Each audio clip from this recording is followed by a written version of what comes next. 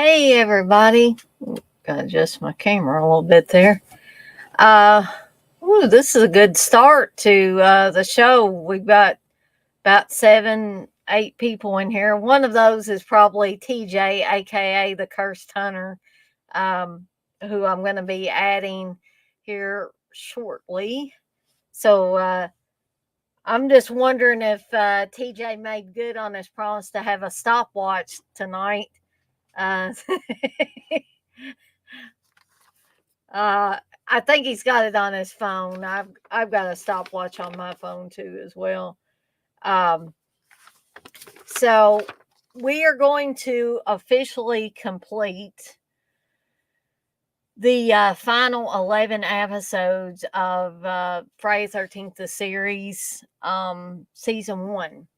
And then we've got a couple more seasons to go. And then we'll be done with this, and who knows where we'll go with this these episode discussions next. Hopefully TJ will join me for the rest of them, and hopefully maybe somewhere along the line some of you other guys and gals will want to join us talking about these. um hey Blissful. So as always, hey Unseen, thank you. Blissful says please hit the thumbs up, thank you. As always, I am going to go over these upcoming watch alongs, as I like to keep people in the know that may not, watch every damn stream that I do. That way you can, keep up on what's upcoming. So this Saturday will be Jaws 2. I could have done Jaws, but the Dead Pit Boys and me and Jay Real have already kind of done a watch along for Jaws. So I decided to go with Jaws 2. July 23rd will be the John Cusack joint Say Anything. This is probably my all time favorite John Cusack movie. And that's hard to do, really, for me, because I love John Cusack so much. Hey, Brian. You say just stopping in to say hello. Blissful threatened me with a chainsaw and a bloody weekend if I didn't. Okay. And if Blissful threatens you, you better make good on whatever she's requesting. But I am glad that you stopped by. It's good to see you in here.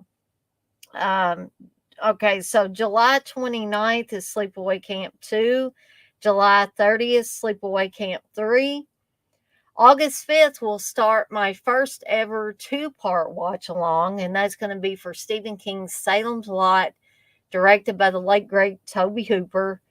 So August 5th will be part 1, followed on Sunday, August 6th, with part 2 of Salem's Lot.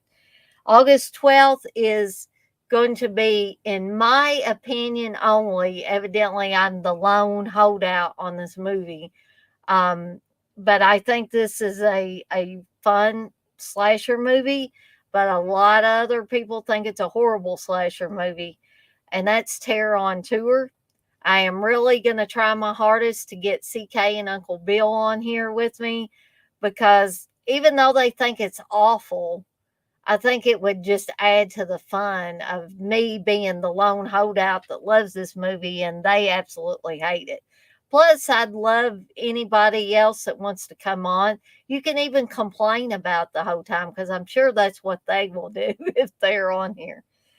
Um, August 13th is Almost Famous, which is referred to by many people as one of the greatest rock and or music movies ever made. August 19th, the original Pet Cemetery. August 20th, Fast Times at Ridgemont High. August 26th will be the original Carrie, directed by Brian De Palma. August 27th is Mystic Pizza. Again, going to try to get a Mystic Pizza for myself to eat, preferably a pepperoni Mystic Pizza, because as I said before, TJ told me that the pepperoni was pretty good. So let's see. September 2nd, Phantasm. September 3rd, Stand By Me. September 9th, Body Bags. September 10th, Private School. September 16th, Children of the Corn. There's going to be a lot of upcoming Stephen King related watch along, so keep that in mind. September 17th, The Breakfast Club. September 23rd, Cujo. September 24th, Ferris Bueller's Day Off. September 30th will be the original I Spit on Your Grave. So, guys, look out. That one, there might not be too many guys in here that night. That's all I'm saying. October 1st, Dead and Buried. October 7th, Hell Night. October 8th, Fatal Attraction. October 14th, House by the Cemetery. October 15th, Flashback. October 21st, Dress to Kill. October 22nd, Howard the Duck. October 28th will be the original John Carpenter Halloween. And October 29th will be Halloween H2O. So coming into the Halloween holiday, we will have one of the best, followed by what a lot of people refer to as one of the worst Halloween movies. But I've always kind of liked it. Okay. Brian, you say you love the Spit on Your Grave movies. Okay, well, you are certainly welcome to come by. Brian, you also say I like the show Slasher. It's modern, sure, but it was done well. It was well done, especially the first season. And Blissful likes I Spit on Your Grave as well. Now, I got one thing in that had I done a watch along, or not a watch along, a stream last night, I would have shown it last night, but I opted to take a night off and catch up on these Friday the 13th the Series episodes so I wouldn't be talking out of my butt when TJ and I talk about these tonight. So, that is why I'm going to be showing it tonight. So we'll go ahead and kick off the Daily Grindhouse. I'll show this. Then I'll add TJ and we'll get started talking about these episodes. So here we go.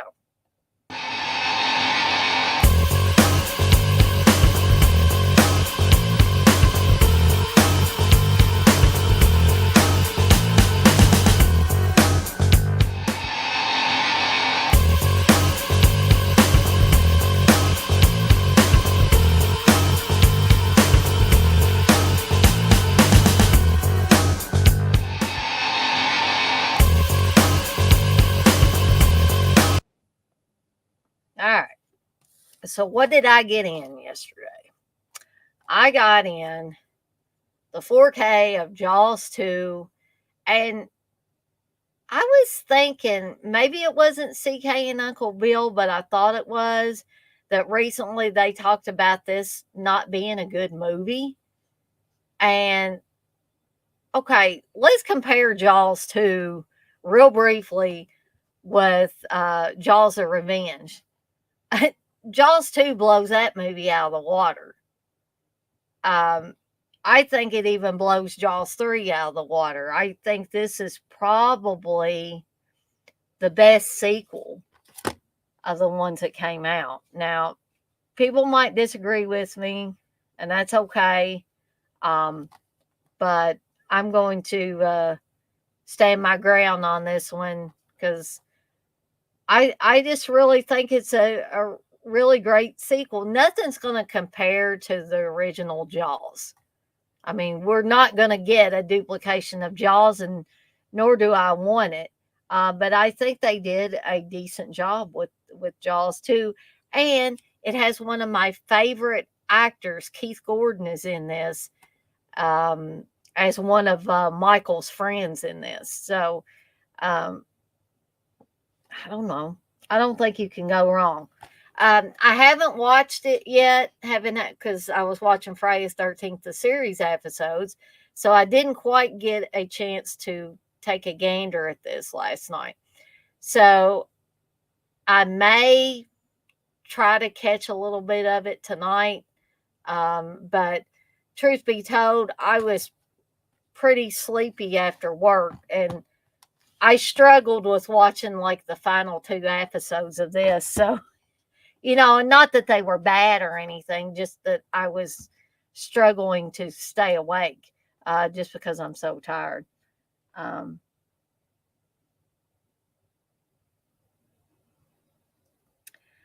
Well, I mean that is a very good point, Brian. You say, if I may, don't waste your money on 4K. The human brain and human eye cannot process beyond 1.6K or so. 1080p is plenty good, and I respect that. Uh, but for me, I can tell a difference. And I love 4K, and but if somebody doesn't want to spend the money on it, I have no problem with that. To each his own, I always say. Um, but I'm not going to go jumping to get on the 8K bandwagon though, because uh, I do I do believe that, like, unless we get a technology upgrade that is capable of showing 8K properly, I, for me, I don't think I need to go up any further than 4K right now. They would have to show me something really outstanding, and the price of 8K TVs would have to go way down before I would consider that. But 4K, I'm good with.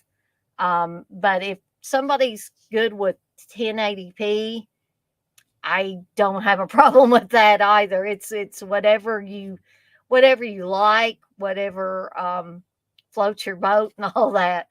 Um, oh, you say there's a visual difference, but I'm referring to broadcasting. Gotcha.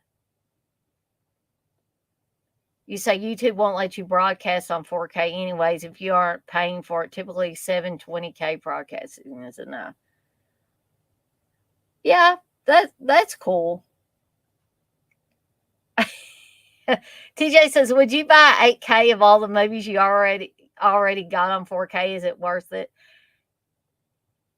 Not for me, TJ. Not at this point. I don't know how other people feel, but I've said things and then done the exact opposite of what I said. So I don't want to make a liar out of myself either. But at this point in time, I don't think I would. Um,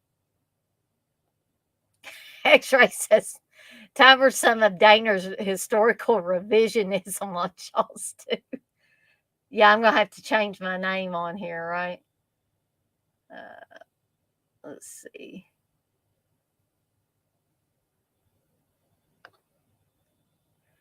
X-ray says, I mean, just how much more good does a movie have to look? Uh, Again, I'm happy with 4K right now.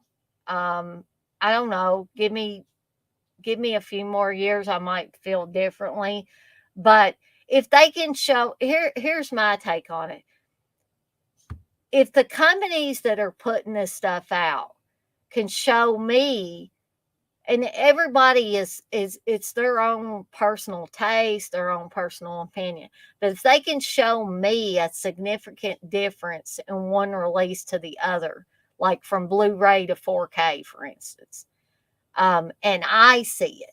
Now, other people might say, waste of money. I don't see a difference. And that's cool.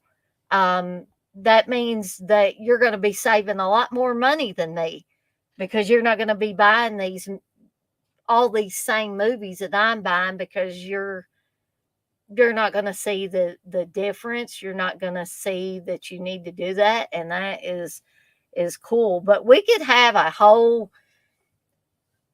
philosophical discussion on the merits and demerits of 4K and 8K and Blu-ray, uh, and that would be fine. But we probably would never get to these episodes tonight, and me and TJ would be we'd be drooling, and eyes would be all red and stuff, and nobody wants to see that. So, but you guys keep talking about it. I just mean I'm not gonna I'm not going to keep going on about it personally because I'm not going to change y'all's mind. You're not going to change my mind. So, uh, but it's fine if you talk about it in the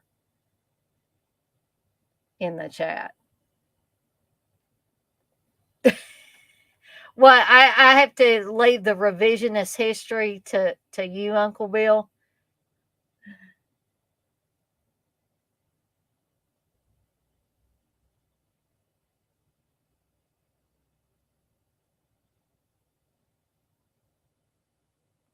I do agree with that, Brian. That 4K, when you think of it in terms of data, 1 minute of 4K is as good, 10 times more data than 1 minute of 1080p. So that, in other words, they can't fit as much stuff on the disc, or they choose not to, or something like that. And sometimes that really kind of pisses me off because some companies will go the extra effort and put like the special features and stuff like that on 4K. Others take the lazy route and give you the movie on 4K with the commentary at best, and they put everything else on a Blu-ray that's included in the package. Super Batman Nerd, you say, hey Dana, what's your Cronenberg video? And during the Shivers discussion, I checked it out, was wondering, what is your thoughts on Slither? Gosh, I have seen Slither, Super Batman Nerd, but it's been so long. I would probably have to refresh myself on it before I gave you a good answer on that. So I'll see if I can watch it again and then get back to you on that. Uncle Bill says, Slippy said it best. Each upgrade they do is noticeably less in quality jump. From VHS to DVD was amazing. From DVD to Blu-ray was noticeable. From Blu-ray to 4K, From 4K to 8K would be null. That's kind of what Steve says about the 4K to 8K. And guys and gals, I'm not planning on jumping on the 8K bandwagon right now.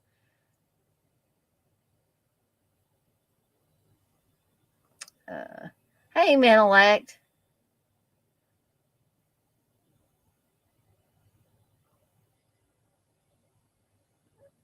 Okay. So I'm going to go ahead and add TJ here. Hey, TJ. Howdy, how goes it? Good. We was getting in a whole philosophical discussion on 4K. Yep, we're gonna have all the K's.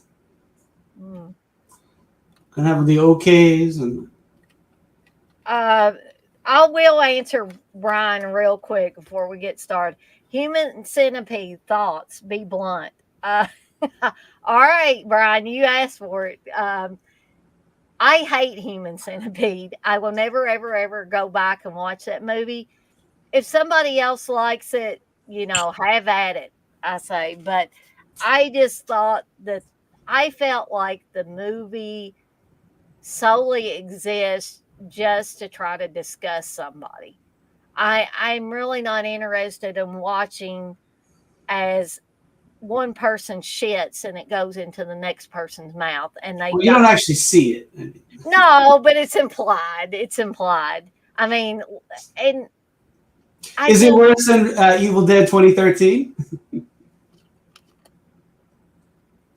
I hate Evil Dead 2013 for a whole different set of reasons than Okay, hating Human Centipede. I'll just say that. it's apples and cherries, Yeah, exactly. Um, but pizza and hamburgers. I just don't feel like Human Centipede is a horror movie. And I mean, I guess you could consider it horrific that this guy is like hooking these people together and they have no way of getting apart and horrible things happen. But basically, the guy in the front, I mean, he's got to be disgusted that he's basically shitting in somebody else's mouth and there's no way they can get out of this. But I just don't, I personally don't like the movie, don't see that it needed to ever exist. Now Jay Real says that the head guy in that the crazy guy that's doing this to people is a really cool guy in person, which is fine. You'd have to be. Which is fine. But I overall the movie I do not like and will not ever watch the thing again. And I don't think I even bought it. I think I must have not downloaded it, but I must have watched it some other way, maybe rented it or did something because I'm pretty sure I did not ever buy that thing. Um, Unseen says it was a novelty movie talking about. I don't know if they were talking about Human Centipede, but um, so Brian says that he thought that the Human Centipede movies were the worst B horrors ever made ever. So he must be on kind of like the same train I'm on. Super Batman Nerd, you say I only got 3 4K Blu-rays, both It chapters and Godzilla from 1998. Uh, we'll have to agree to disagree there, Brian, on Evil Dead 2013 versus Evil Dead Rise. I know everybody has their own thoughts on Evil Dead Rise. I mean, Uncle Bill hated Evil Dead Rise and thinks Evil Dead 2013 is a lot better, and I'm cool with that. But we'll just By have the way, to. who are those assholes who hate H2O? Because they're wrong. I've heard a lot of people say that they don't like H2O. Even my own cousin that was my horror movie watching buddy for a long time hates H2O. He But refused. do they like Resurrection? Because I think that's a terrible movie. I agree that The Resurrection idea is good, but the movie isn't great. exactly. Yeah. Uh, but I don't know specific names. Just over the years, TJ, I've heard people say that they hate it, and then some people love it, and some people just like it.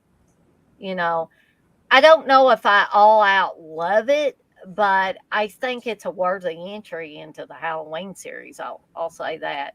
And I'm not a Josh Hartnett hater. Some people hate Josh Hartnett, but he's okay to me. He's not horrible in I the only movie. know him from two movies that I remember are The Faculty and H2O, which I think might have been filmed around the same time. Blissel says, "Hi, non-smoking Yes, day." but I'm wearing the Texas Family, so Yeah, that's cool. I like that. and the Brian, Breakfast Club font. I did love the Stars Evil Dead series. Yeah, and I was sad to see it not come back. You know, I'd really thought it was going to continue for a while, but we'll just have to enjoy what the 3 seasons that we got.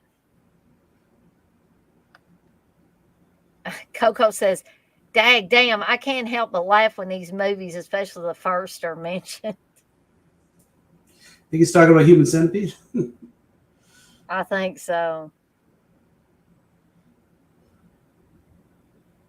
Yeah, I know, Uncle Bill. You say Brian is right, LOL. But we'll just have to agree to disagree. That's all I can say about it. Oh, we got another new person in here, Jason. Hello, new person. I promise I'm going to try to get through these CJ so we can go Are we ahead. going to get to the episodes, Dana? Yes, we're going. So, Uncle Bill and CK don't blame me for everything? I told you not to blame you. Jason says Evil Dead Rise was decent. The trick is not to let your expectations get too high. I agree with that. Yeah, with any movie, I don't Yeah, expect it to be amazing, and that way I'm not like, oh, there that you was go. terrible, because it wasn't amazing. I mean, well. Uncle Bill says H2O is not aged well. I still kind of like it. It's just a screen version of Halloween. Yeah, I could look at it that because it way. was written by the screenwriter.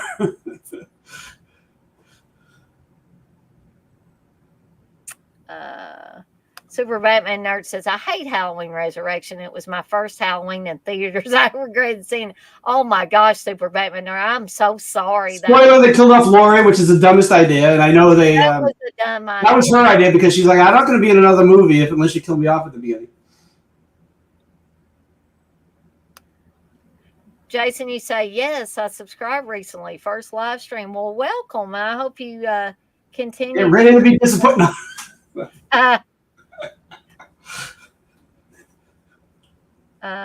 He also says Friday the 13th, the series is underrated. I agree. Brian says, I didn't mind the Friday the 13th series, but wasn't a big fan. Well, maybe we'll make you a little bit bigger fan by going through these episodes, Brian.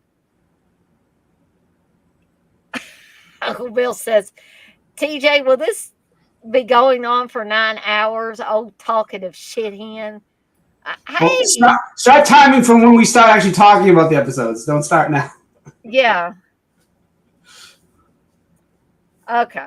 So anyway, you guys keep talking in there. We got 15 people in here. That's a large crowd for me and TJ talking about episodic television or horror episodic television. So let's go ahead and start talking about these last 11 episodes here. Technically, it's 10.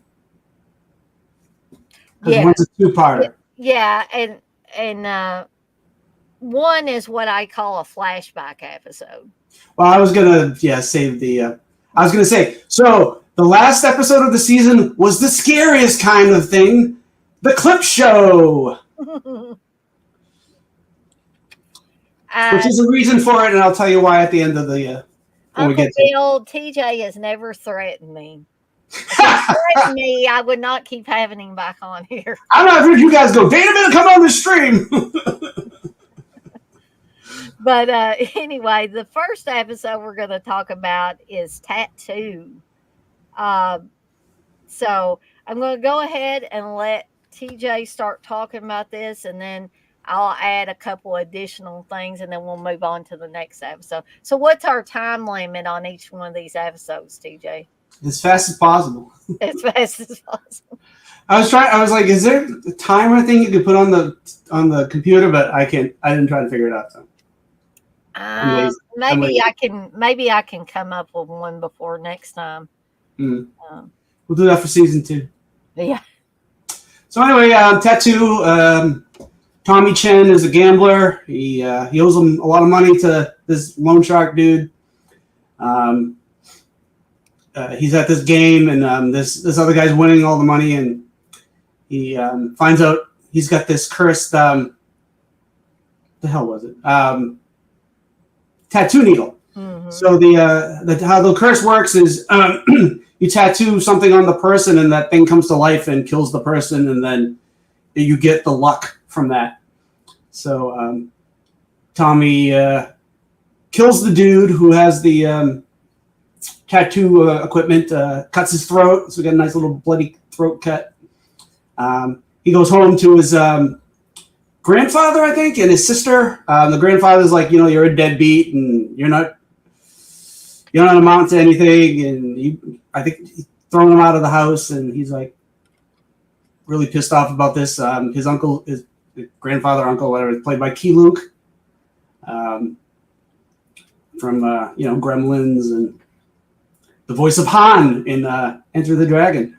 I didn't realize that, TJ. Good call. What? Oh, yeah. I didn't realize that about Han. Yep. So, he kills the guy, gets the needles, gets the luck.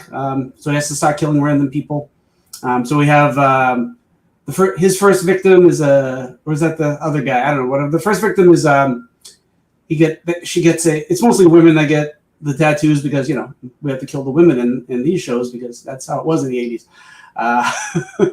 So it was like the first one was a scorpion, and then there's like a tarantula, and I read some review and they said that was like not a non-poisonous tarantula. So I was like, okay, sure, whatever. You're not going through the anatomy books of tarantulas and going, is this the one that can kill you?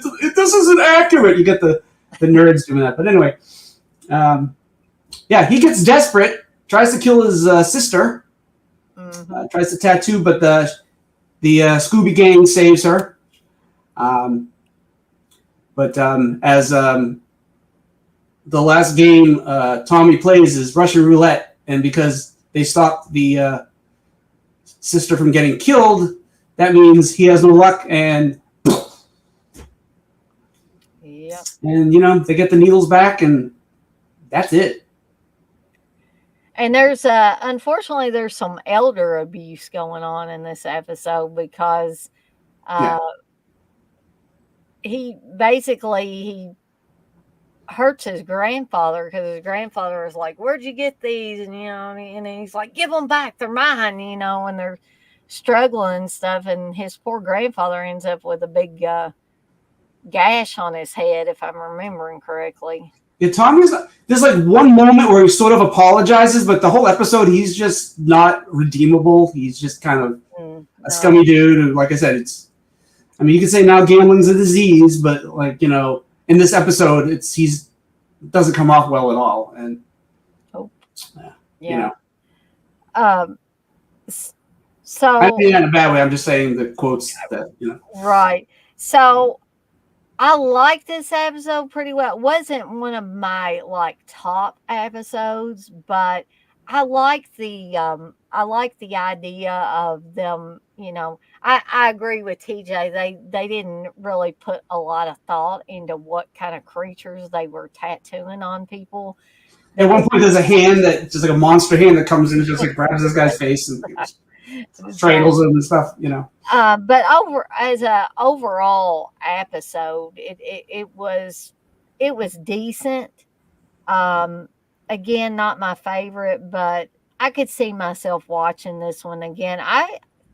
I'll say again, I'm really enjoying going back and rewatching these episodes because a lot of them I don't remember from when I was a kid watching this show.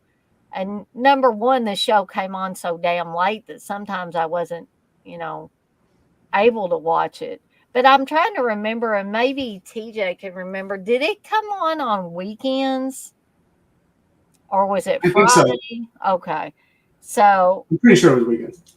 So, sometimes I'd be able to stay up, but sometimes it'd be like, when your parents can tell you're sleepy and you're just trying to make yourself stay awake because you want to watch something. They're like, why don't you go to bed? And sometimes you won't, but sometimes you'll just give in and say, oh, heck, I'm tired.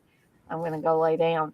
On weekends, I would just get a bunch of food and I would stay up all night and I'd watch whatever horror stuff was on until dawn or when there wasn't anything else on. And then I went to sleep, and then I had to wake up for cartoons in the morning. That's right. Way back then, when you watch cartoons in the morning, when I was young and I watched the cartoons in the morning. Yeah. One thing about this episode, I think it was I read a review and it was like, oh, I didn't think the acting was that good, but I thought the sister is a little understated, but I think it's fine for this episode. She's not hysterical. I think maybe that's what they were expecting. She's kind of in the background in a lot of scenes. I felt like that she was in. She was sort of kind of just a grab, and we're gonna try to kill her. We're gonna give somebody some, right drama there, and. But so I guess we'll go ahead and move on to the. One other thing I didn't like is that there's a fight between Ryan and one of the guys, and the guy starts doing kung fu, and I'm like, really? You had the Asian guy do kung fu? Seriously? Come on. Yeah, I kind of. That was a little cheesy. I mean, come on. Just a little bit. Yeah. Till the next episode, I really liked this one on up until the end, like the final couple of scenes. And so I'm going to let TJ talk about brain drain first, and then I'm sure spoilers, we do give spoilers on these streams, by the way. Then I'll talk about it a little bit, and then we'll move on to the next episode. So kick this one off, TJ. Was Brain Drain? I thought the Executioner was next. Well, Yeah, like, that's a funny thing. According to this disc set, Brain Drain is the next one. okay. However, if you look at some listings, they have these in reverse. They have the electric. I can't even talk. You say it, TJ, because I'm having trouble saying that. The Electrocutioner. There we go. Well, I watched them in aired order. So okay. So, do you want to talk about Brain Drain? Well, you already set it up. I mean, it doesn't matter either way. Okay. So, Brain Drain, we have an actor back from the guy from the Cupid episode. Oh, that's right. Yep. I thought he looked familiar. He's in a few. So, a lot of these people show up in other episodes. Like, you'll see somebody from like season 2, and they're like, didn't they got killed in season 1? Why are they back? And they're not the same character. So. So there's this doctor, and he's doing these intelligence tests on this guy who's has like a 3rd grade level. He's that's another thing. This is sort of like they'd have to do something about this episode because like nowadays like he's almost mentally challenged. So I don't know. Yeah. But that happens. That doesn't last too long. But anyway, so he's this doctor's talking to this other guy, and he's like, "Oh, I'm doing these tests, but this guy's just he's not really that important to my study." And you can see the guy kind of getting pissed off. He's smart enough to know when people are saying he's not smart. So he's like, "Oh, I got to show you." So he tells this guy, "I got to show you this machine that's sort of like just happen to have," which a good way to introduce a cursed item. So there's this contraption. There's this big contraption, which I'll mention something later about the storage of this thing. So it's he's like, there's this machine that was supposed to like measure intelligence, but then it turns into this thing that's supposed to like, if you have some kind of like, I don't know, extensive spinal fluid or something like that. It's supposed to like relieve pressure on the back of your skull or something like that. But it's also used to supposedly take the intelligence out of one person and put it into another person. So you see where this is going with the guy in the beginning of the episode. The other guy leaves, and the other guy shows up, and he's like, he's been hiding in the back. So he waits for the guy to leave, and then he comes out and basically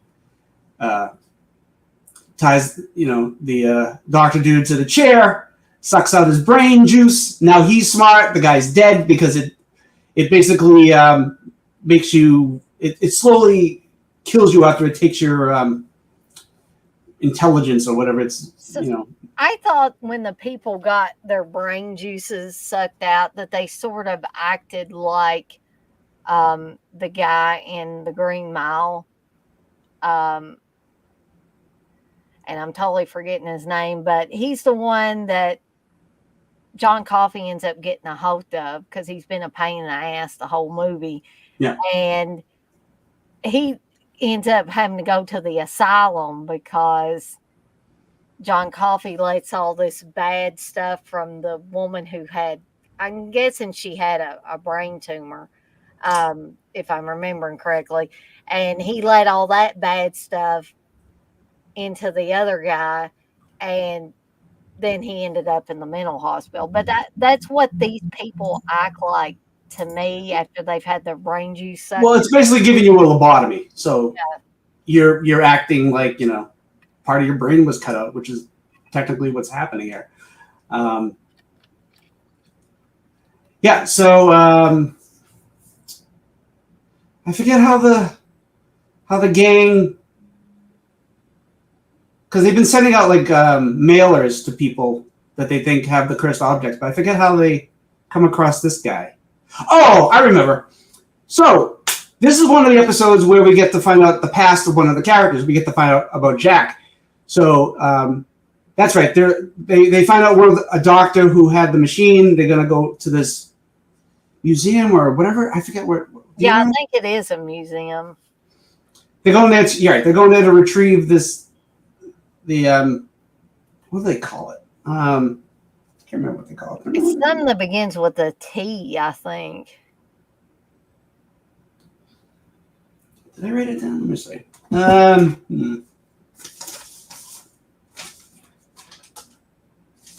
Yeah, I can't remember. Yeah, they kept mentioning it.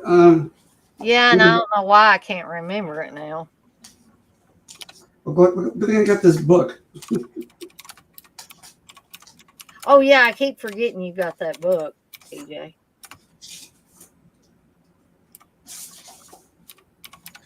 It is, let's see, so 2, electrocutioner, brain drain.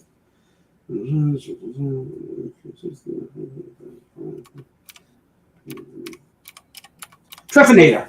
Yeah, that's it. The Trefinator. That's what it's called. Also forgot there. The doctor was the experiment. The doctor was doing is he had this gorilla brain, and he was trying to make the brain like intelligent. He was trying to increase the intelligence of this brain. So I think it's sort of like early kind of like AI type of thing. So it's like a predecessor to like technology, really. So I think this episode, I don't know whoever the hell wrote it, was a little ahead of their time when they came up with this. Mm-hmm. In the transfer of intelligence and stuff like that. That sounds like stuff, So anyway, they go to this museum to find the item. Jack comes across Viola Vi Rhodes, his ex Squeeze. So they were in love, and she went away she's like a scientist or something, and she was going to go to Kenya. That's it, to do some kind of research. And she had asked him to go with him, and he wanted to travel because he was on his third traveling mission or whatever it was. And we find out that Jack was married at one point because they have a dinner because he meets her and he's infatuated with trying to get back, together with her in a relationship. So they have, they build up their relationship through the episode. So there's a dinner and he's like, they're talking about so what have you been up to? And he's like, oh yeah, I was married for a brief time and it didn't work out. And but the trio they don't have he has most of the scenes with her, but the trio verbally tell you, oh, we're getting to be fond of her, and especially that Jack is into her, so they're supporting him and all that. And if you know this show, that is not good for someone to fall in love with somebody. Anyway, yeah. So the dude who the killer in this episode, he's getting smarter and smarter and taking the brain juice from these people, and he pretending to be the first doctor he killed. He's pretending to be his assistant, and people are like, I didn't know we had an assistant, but they're kind of letting it go because he's smart and intelligent now. It's sort of like also it's like Elm Street 4 where Alice gets sort of the certain things from people who Freddy kills, and she gets their powers. So right. the first guy has a habit of filing his nails. He just has a nail file, and he's just so the guy after he kills him picks up the nail file and starts filing his nails. And he kills another guy. And meanwhile, they're trying to get the machine and all that. Yeah, and unfortunately, his last victim is Vi. It's one of those things where Jack's blaming himself because he should have been there, or he knew something was up and should have done something. But yeah, she gets her brain juices sucked out, and there's a scene where the guy who's the new doctor guy is like trying to use her memories to get Jack, off balance and whatever. And yeah, so it's pretty sad. Yeah, this is you get to like her character too. It's pretty sad. It's starting a theme because, like, a lot of these next few episodes are gonna make you kind of sad, unless you're just a little bit harder edged than I am. It might not bother you, but it kind of made me sad. I mean, I didn't break down, start crying or anything, but I was like, oh.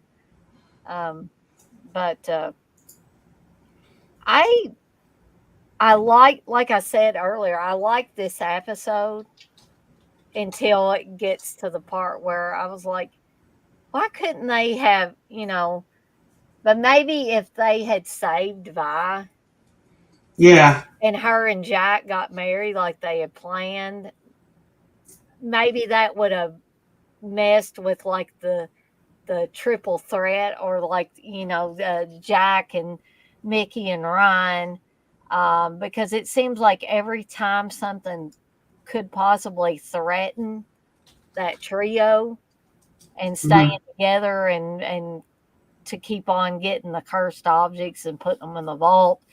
It seems like they took that opportunity. I guess the creators took that opportunity, or whoever's writing the episode, to just say, well, we'll just take this element out.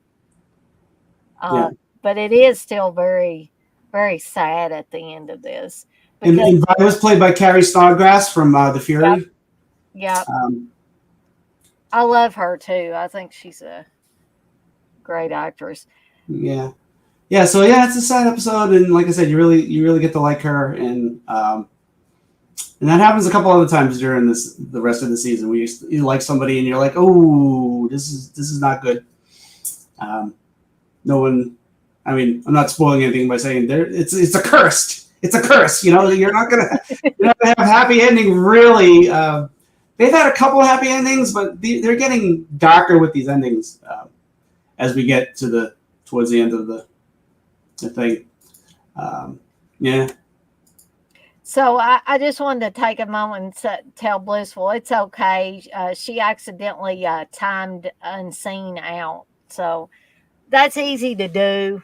I think I've even done it by accident, and Brian's right. The more of these live streams you do, it's bound to happen at some point or another. So I think after they've been in timeout for a while, I think they get to come back. Because I used to have not people really, but bots that would come in here and say, adult, go to this site for adult stuff, and I'd be like, I'm putting you in timeout, buddy. Because it got annoying. See, Unseen's back now, so crisis averted. There we go. So, is there anything else you wanted to say about Brain Drain, TJ? Well, there's a little background thing. So the I forget, one of the writers sort of had the idea for this, and he had pitched it, and they said, nah, we don't really like it. So some time had passed, and another writer had the same idea, and they greenlighted it, and they forgot that this other guy had brought up sort of the idea, not exactly, but the basic premise and whatever. And that goes to show you that not everybody's stealing things. Just some people are like in the same circle, and they like sort of the same thing, so they're inspired by the same thing. So you would come up with sort of like the same thing. And he was like, oh yeah, I realized this guy didn't steal from me, but it was just like, oh, we're in like the same kind of genre interests. So, yeah. So did you like this episode? I did. Yeah. I noticed though my DVD set says it's a torture device, but the way the guy explains it near the beginning of the episode, it wasn't intended as a torture device. It was intended to like take spinal fluid out, like during, I guess, it was to take fluid off of the brain. That's Yeah. how he explains it. And so I wouldn't call it a torture device. Well, when people write these reviews, they go by like what the story's about more than the actual facts of what the story is about. So, these synopses are these synopses are always like you gotta take them with a grain of salt, and sometimes they're totally off. And I'm like, did you even watch the movie, or did you just like take a couple of things and go, we're gonna put these little bullet points into the episode? Well, I said that about House of Death or Death Screams. If you were to see the back of that original VHS, the plot synopsis has nothing, absolutely nothing to do with the movie. So heaven help you if you were trying to decide if you should watch that movie or not by reading the back of the VHS. So again, same thing there. I guess they don't really watch the episodes or watch the movie all the time. They just go by the description of it, and then they just, put. It's not as bad as when a reviewer does that. If you're reviewing a movie, watch the damn thing. Don't exactly. Remember Cliff Notes? Don't do the Cliff Note version of the episode. Or somebody will tell them what they think it was about, and then they go, well, that's the one, and I'm going to write that down. I'm like, no. Don't be lazy, you bitch. Right. So, moving on, and I'm just about to sneeze again. Bless you. Oh, again, the air quality has been horrible here in Louisville. I'm sure they've still got wildfires up in Canada, so I'm sure a lot of other places are having bad air quality too. Louisville infamously has bad air quality anyway, because when Steve and I first started dating and I started spending a lot of weekends here in Louisville, I would notice that my nose would just dry out. I would be getting more sinus headaches and stuff. And now, damn it, I live here, so I cannot get away from it. So anyway, moving on to the next episode, the electrocutioner. I have to say that slow, or I'll get all messed up again. This, I'll just say this real quick. I thought this episode was kind of odd to me, and I can't really put my finger on why it was odd. Perhaps while TJ's talking, maybe it'll hit me, or maybe it won't. But I didn't think it was a bad episode. It was just, I don't know, something seemed a little askew about this episode. But TJ, you go ahead and start talking about this. I'm going to step away for just a second. I'll be right back. Okay. So we open up sometime in the past, not too long in the past. We have Eli Pittman, who is on trial for supposedly murdering his girlfriend. The warden's been trying to get a stay of execution because he's been saying that he's innocent, he didn't do it. Everybody says that in jail. But the warden tried to get a stay of execution. Because he sort of, he was thinking he might have been innocent. But it doesn't happen.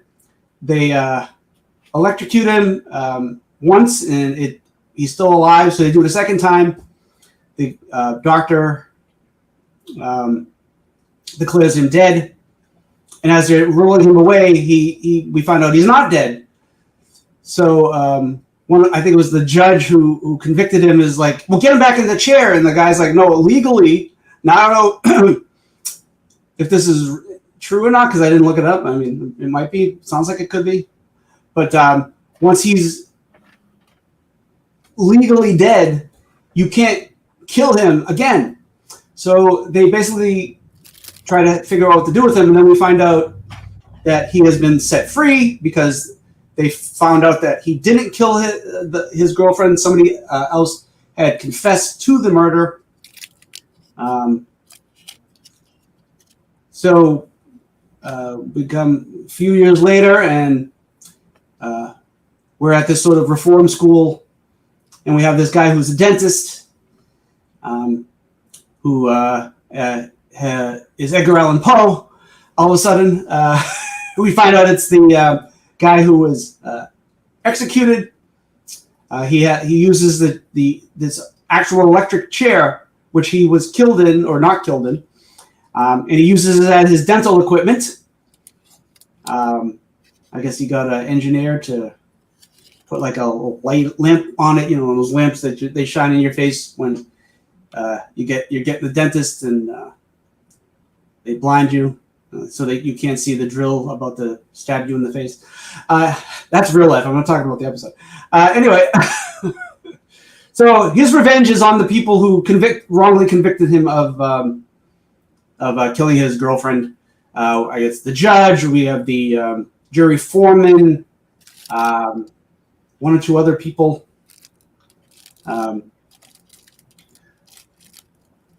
Mickey and Ryan go looking for the chair. They first go to the prison. We find out the chair is no longer there because once it had that mistake with the not doing its job properly, and they got rid of it. I guess when it fails, you don't try to fix it. You just get rid of the chair, get a new one, which I guess makes sense. Somehow Uncle Lou's got to it and cursed it. We don't know how that happened. That's another thing too. This is the second big item, and I'm like, how big is that damn vault? Who's he? What's this Nader? This is this big giant machine, and they don't say that they dismantled it and put it into it. Like, how did they get it? Did they get a truck? Did they how did they get it in there? Was there a forklift? I don't know. And then we got this big electric chair that eventually goes into the vault, and I'm like, later in one of the episodes, they're like, yeah, we're running out of room in this vault. Yeah, we know. Yeah, because you got all these big ass items. That's why. And at the start, they're like, we can't have these. At one point, they're like, we can't have these items in the actual store. Like, yeah, no shit, Sherlock.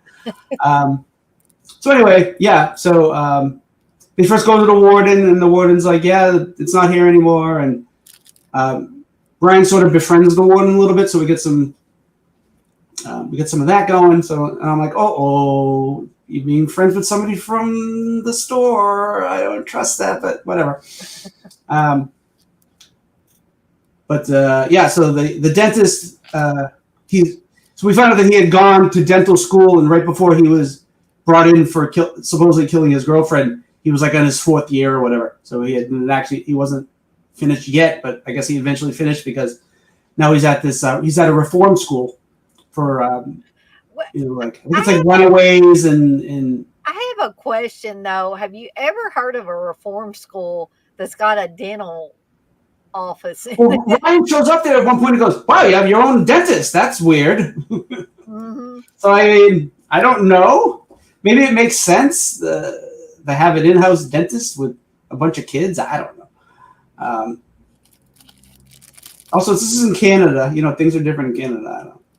So meanwhile, and it's sort of sad because these kids sort of like him, and he's killing them for their power. He basically he puts the person in the chair, turns the chair on. It sucks their soul and their essence into the chair, and then he sits in the chair and he gets whatever power from the chair that was from the kids, and he's now charged. So he's like Electro from the Spider-Man series. I don't know if you know that character, but anyway, he has these. It sounds familiar. Yeah. That character does. So he has like internal lightning where he goes to kill his victims. I mean, he has to keep recharging. So it's kind of skeevy of him. So he's saying how I love you kids and I love being here and helping you being your dentist and you give me such energy and stuff like that. I'm like, yeah, no shit. Literally, yeah.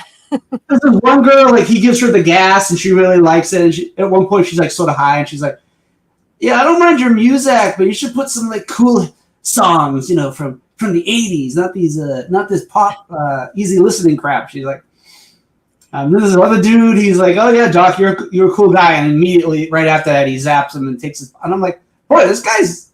I know he wants the revenge, and I've said before, it's like the power of the cursed item makes them more devious than they would normally, but there's still something in these people that, like, he's just a skeevy guy for like acting nice to these kids and then killing them. It's just like, I mean, killing them is bad enough, but acting nice when you're, like, Yeah, and the first time that one girl comes to see him and he gives her the gas, he talks about how much he cares about her and all that yada mm-hmm. yada yada. And then the one boy, he talks about, I was an orphan too. It's like he's almost trying to bond with him, and then Yeah. he zaps him. It's like, what in the world? Yeah, so the guys, yeah, I'm like you, TJ. I know he wants revenge, but he's getting revenge at the expense of these kids. And his fake mustache is terrible as I think it is.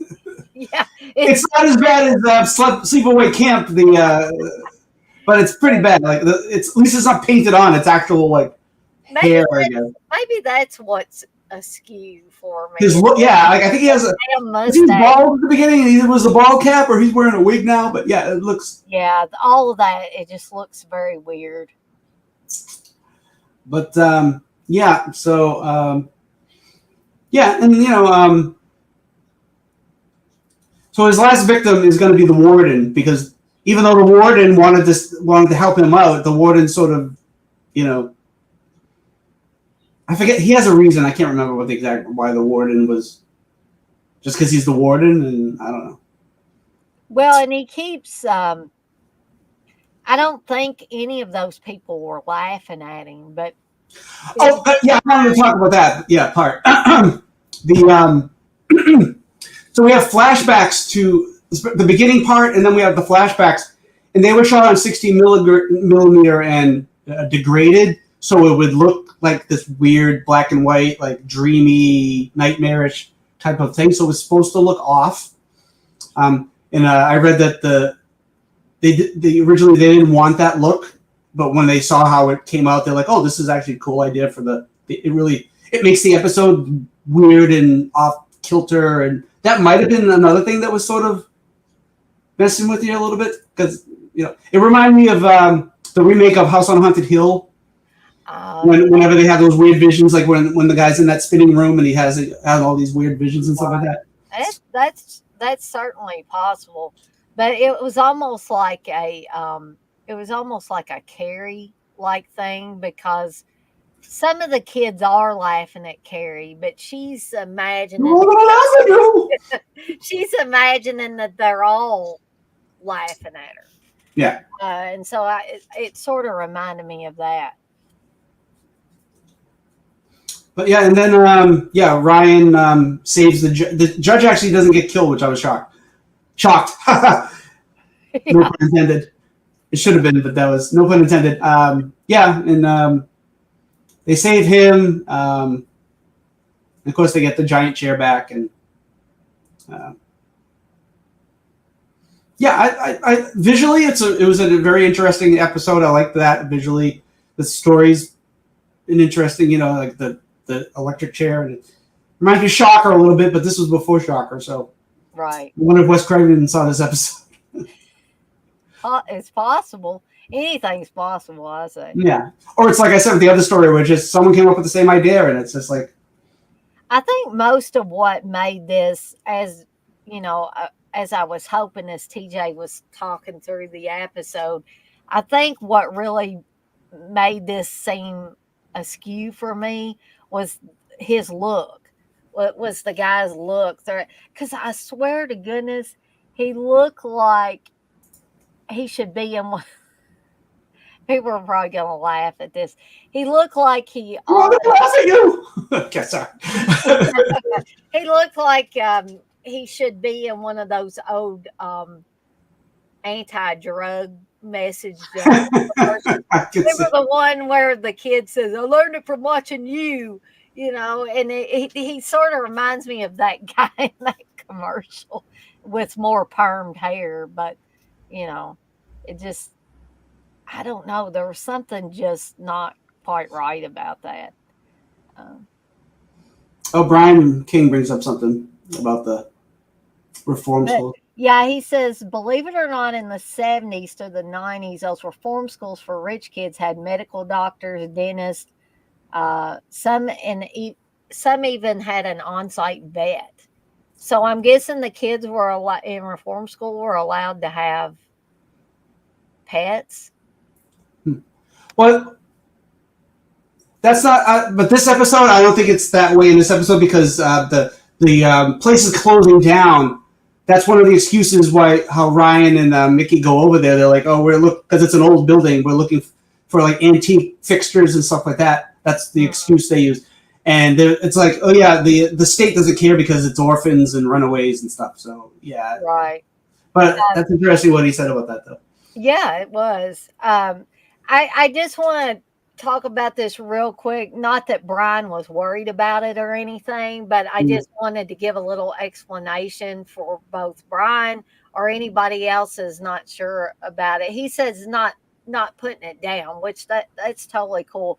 But he noticed that I had super chats available, but only 500 and something subscribers.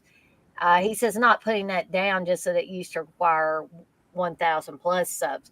And yes, it did. But recently, in the last month or so, Brian, they lowered just for the super chats and super thanks and super stickers. Now, to get the ad revenue, you have to have more subscribers. I think you do have to have 1,000 plus subscribers for that. Mm. But they did lower the requirements for super chats, super thanks, and super stickers. So just a little explanation there in case anybody cared. Um, so Brian does say he says the ones for rich kids they even had those little dogs and even horses. Um, but that is really good information because I had no idea about different reform schools. I Yeah. guess I thought all reform schools were created equal.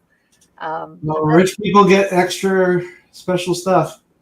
They the get helicopters and they get to go to the billionaires island and yeah, they get to tell Fran Drescher that she's just deal with the money she gets and live with it. I uh, live Disney. Bob Iger hire me. Anyway, Brian says, "Wow, I've been monetized for over 5 years, and I didn't know that. That's awesome. Glad you got super chats and stickers." Yeah, I'm glad too. I haven't, got a lot of money yet, but I'm not really expecting to get a lot of money. I'm not expecting that I'll be able to quit my job. It's just nice to know that people, appreciate it enough to give you, super chats. And one guy gave me a 14.99 super thanks, which Uncle Bill said you should consider that rare and killer if you get one of those because yeah. the super thanks are usually after the fact. Somebody goes back and watches your video and then they can give you a super thanks. So, anyway, um, anything else you want to say about this episode, TJ, before we move on? No, I got out my visual Mm, trivia. okay. Um, so the next episode is The Quilt of Heather. This is the first Super. part of a two-parter. Um, Do so you do you go remember when it was aired? Do you know? Because I read somebody mention that at one point they saw it as they did it like as a movie, like they put the two parts together. gosh, I can't even. Because I Yeah, don't really remember this episode. I remembered the title of the episode, but and that it had something, of course, to do with a quilt. But other than that, I couldn't really remember anything else about it from past in the past watching it.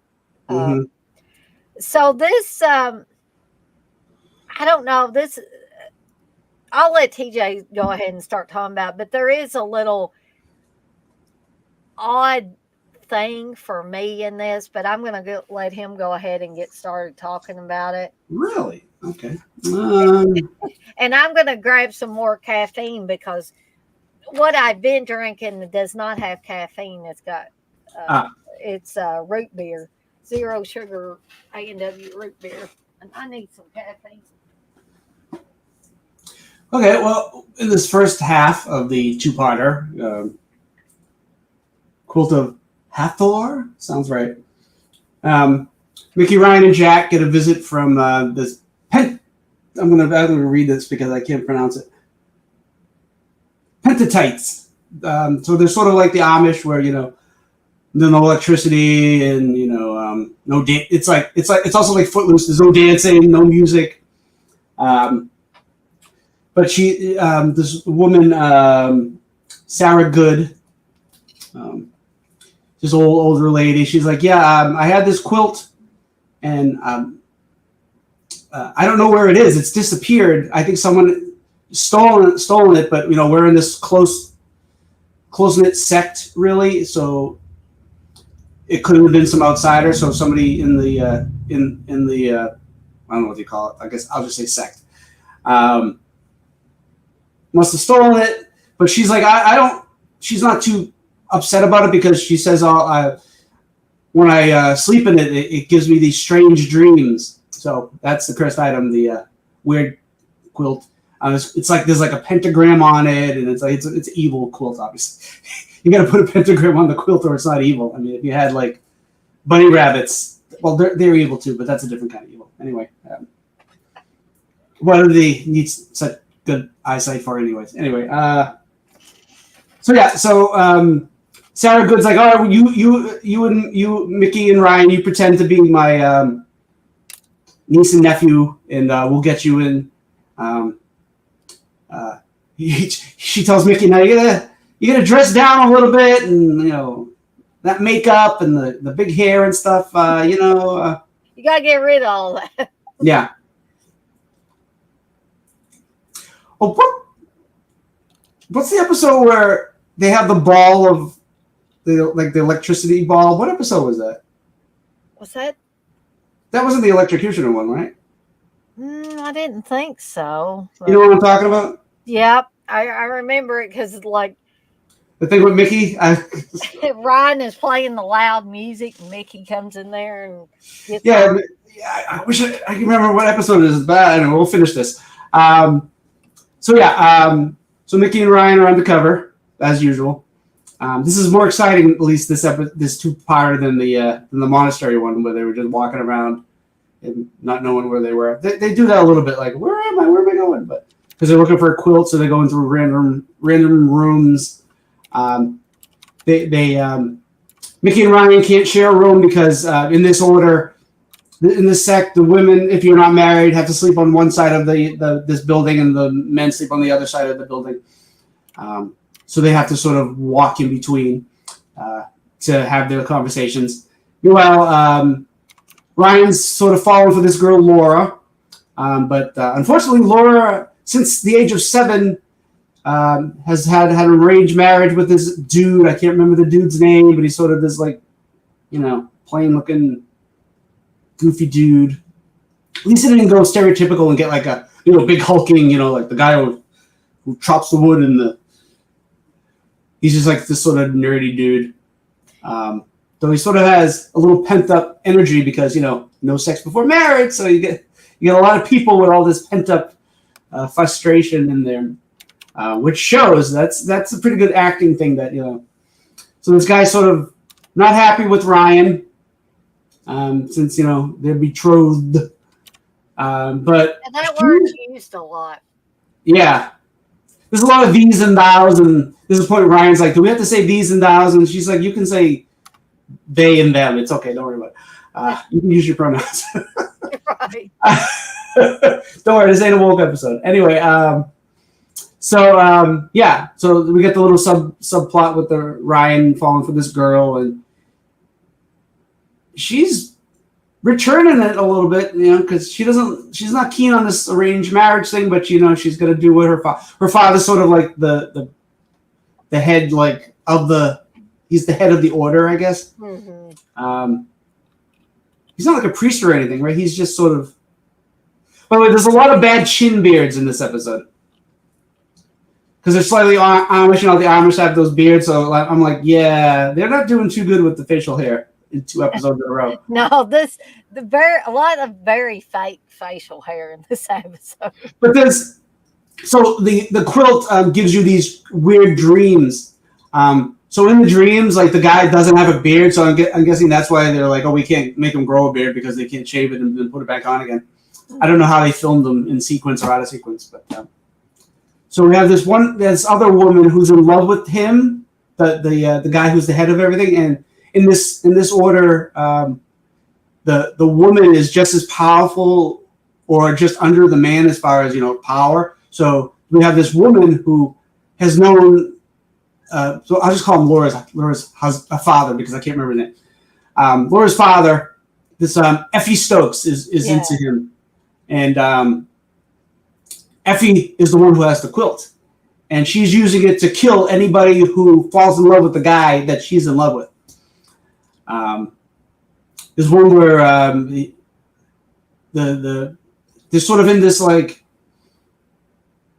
Renaissance looking dream where she's in a low cut dress and they're eating and dancing because they can't eat and dance in their world, in their waking world. So in the dream she's got I don't think she's got cleavage, but she's wearing a red dress and it's like she's the harlot and she's just luring these people through their debts in the dreams. And like the one girl falls off the balcony in the dream, and then in her reality she falls off her bed and dies. And there's a lot of gasping, croaking deaths in this. So you don't just go in this. You're like there's like a lot of loud dying.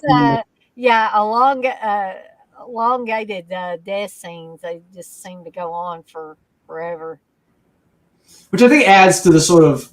You're looking back, it's campy, but like I think at the time it worked. It worked as far as it's like disturbing images and sounds and stuff like that. So the episodes sort of blend together. Like I don't know what happens when. So like Sarah Good ends up getting killed because she's on to Effie at one point, and then like by the second episode, the Laura's father sort of figures out what's going on, and he gets the quilt from Effie. He kills Effie, and so he's now part of the curse. And Ryan's gets to a point where he's in love with Laura and wants to stay. So me and Jack go back to the. Even though when Mickey wanted to go with her fiance, Ryan's like, "You can't leave. You're going to stay with us, and you promised," and blah blah blah. Now he's falling in love and going off and not sticking to his duty, and I'm like, "Bitch, where do you get off?" But in the episode, they're like, "Oh, we understand," and blah blah blah. I'm like, "Do you?" There were episodes where you weren't understanding, but whatever. But I guess they're closer, so they're more understanding by this point, I guess. I mean, but I don't know. What do you think? One thing I couldn't understand about I know Ryan was in love with Laura, and I get that, but he seemed to, and people might disagree with me here. TJ might even disagree with me, but they seem to fall in love way too quickly with each other, and then all of a sudden Ryan's like, "Oh, I can't go back to Curious Goods with you. I can't do this stuff anymore because I'm madly in love with Laura, and I can't leave, even though this atmosphere, this way of life is counter to everything that I enjoy, everything that I like." And I know they say love is blind and all kinds of things, but I don't know. I ain't buying it. Well, there's a point where Ryan's like, "Oh, like Mickey's like, you're into music and fun and blah blah blah, and this isn't the time." And he's like, "No, I like the way it is. This is like he's changing his mind about how he wants to live his life," which I guess part of it's because he's in love with Laura. And yeah, I give it a little leeway because it's a 45-minute hour show, even if it's even though this is 2 episodes. Yeah, Ryan does fall in love with him a little too quick. I think she's a little bit hesitant, because by the end of the second episode, Ryan ends up going back, and she's like, well, it's I have to stay because and the father ends up dying, of course, because he's cursed, and he's fallen for the evil. I'm skipping to the second episode because I'm just mixing these two episodes together, just because it's so much. We can cover them both at the same time. Yeah. So she's like, I have to stay, and I have because now that my father's dead, it's on me now to get the colony. I'm naming it different things as I go. The colony together and whatever. And he's like, come with me, and she's like, no, I have to stay. And then he's leaving, and as he's driving off, she yells, Ryan. That's everything. So he's like says goodbye. He walks off, and then her boyfriend, whatever, he doesn't push Ryan out of the way, but he sort of slides across his arm as he's walking away, sort of like he could have moved out of the way. I don't know if that was just how the shot was set up, or he was sort of like, fuck you, Ryan, I got her now, kind of thing. But Ryan's just a little bit of both, though. Yeah. Because Ryan's just like distraught and like he's lost her and he's leaving. Excuse me. And like I said, yeah. So he walks away and she gets in the car. The car starts driving off, and she yells Ryan, and then she mouths. She doesn't say it out loud. She says, "I love you," and it's sad because I think by that episode, by the end, it works. The two of them together, right? It's sad. Yeah, I think they tie it all up nicely by the end, and it's more believable by the end of the second episode. Just the first part, I was like, I don't know. I don't think I'm buying this. Oh, we're suddenly in love stuff. But, that stays with Ryan. That fits with Ryan's character. He's sort of impulsive and. Yeah, he is. Like, he didn't even think in the first episode, hey, we're going to run this store. Like, give it a minute, Ryan. But yeah, so. Yeah, he was already way on board on the pilot episode, and Mickey was like, I don't know. Yeah. He's like, come on, we can do this. By the way, Mickey's in this episode. Mickey goes back to her, sort of like. Remember, she's in that. I got a jacket and pant, while I'm exploring, stuff that's not like a fancy party or like a warm climate or whatever. She's got the big jacket on. She does that in a couple episodes too. I was like, oh, she's bringing back the outfit. I see. I love the way Mickey's hair changes over time. Sometimes it'll be poofed out and like, looks. I hate to say it. She's an attractive woman, but it looked like she stuck her finger in a light socket. But it was the time period. Yeah, exactly. It was the 80s. That's how everything was. Hair was big, and then other times it would be smooth and kind of feathered and all that. So I've seen her have like all different kinds of hairstyles through these episodes. Yeah, I'm not a big hairstyle person, but like the one time she sort of has the long hair in the back and like the little bang kind of sticking up, kind of, something about Mary, but not. But Did you like that, TJ? Something about Mary? No, Mickey's hairstyle.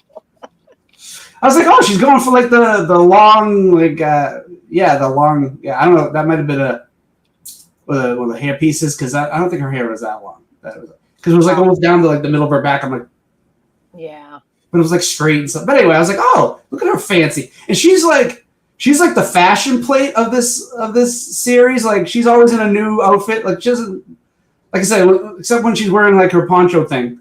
She's usually in like some hit, 80s, whatever with the puffy. And Ryan, for the most part, is like a t-shirt and jeans. Yeah, he's normal.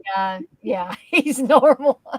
He's in like a Miami Vice suit in one episode, so Yeah, exactly. Blissful says she misses big hair.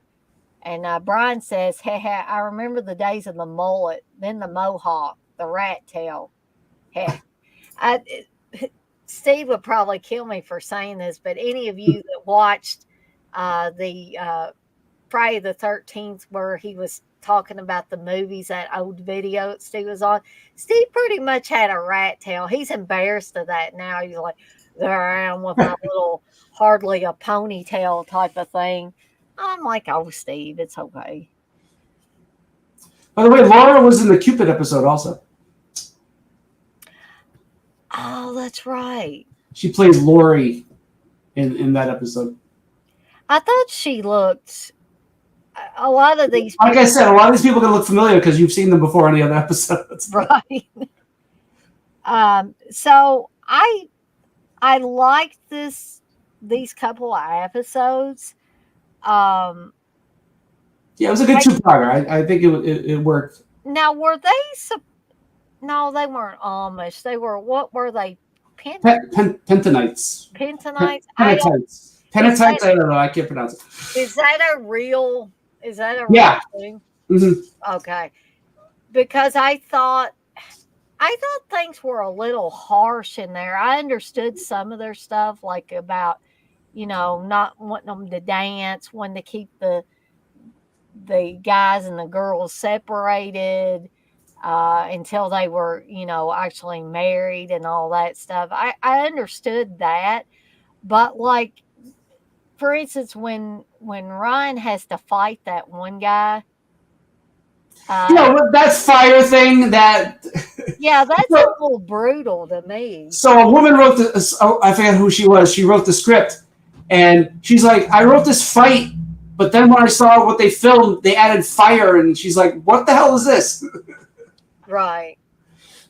Yeah, I didn't really understand, but they got to do something to spice up the episode, so sure, they got to throw something that puts somebody in possible mortal danger. Yeah, it was like American Gladiators when they have the sticks and they're fighting on top of the bridge or whatever. Exactly. Yeah. So, oh, looky, CK's in here. Yes, we are still on season 1. That's probably why I seen TJ kind of laughing. Just a second. That's why I was laughing. Yeah. We're going through these fast, We're going through them as fast as we can, CK. So bear with us. Okay. So I guess we'll go ahead and move on to Double Exposure, which I liked the setup of this, but I'm going to get to why I kind of didn't like towards the middle, towards the end, because I'll just say this was a really sad episode. So I don't know if TJ is frozen.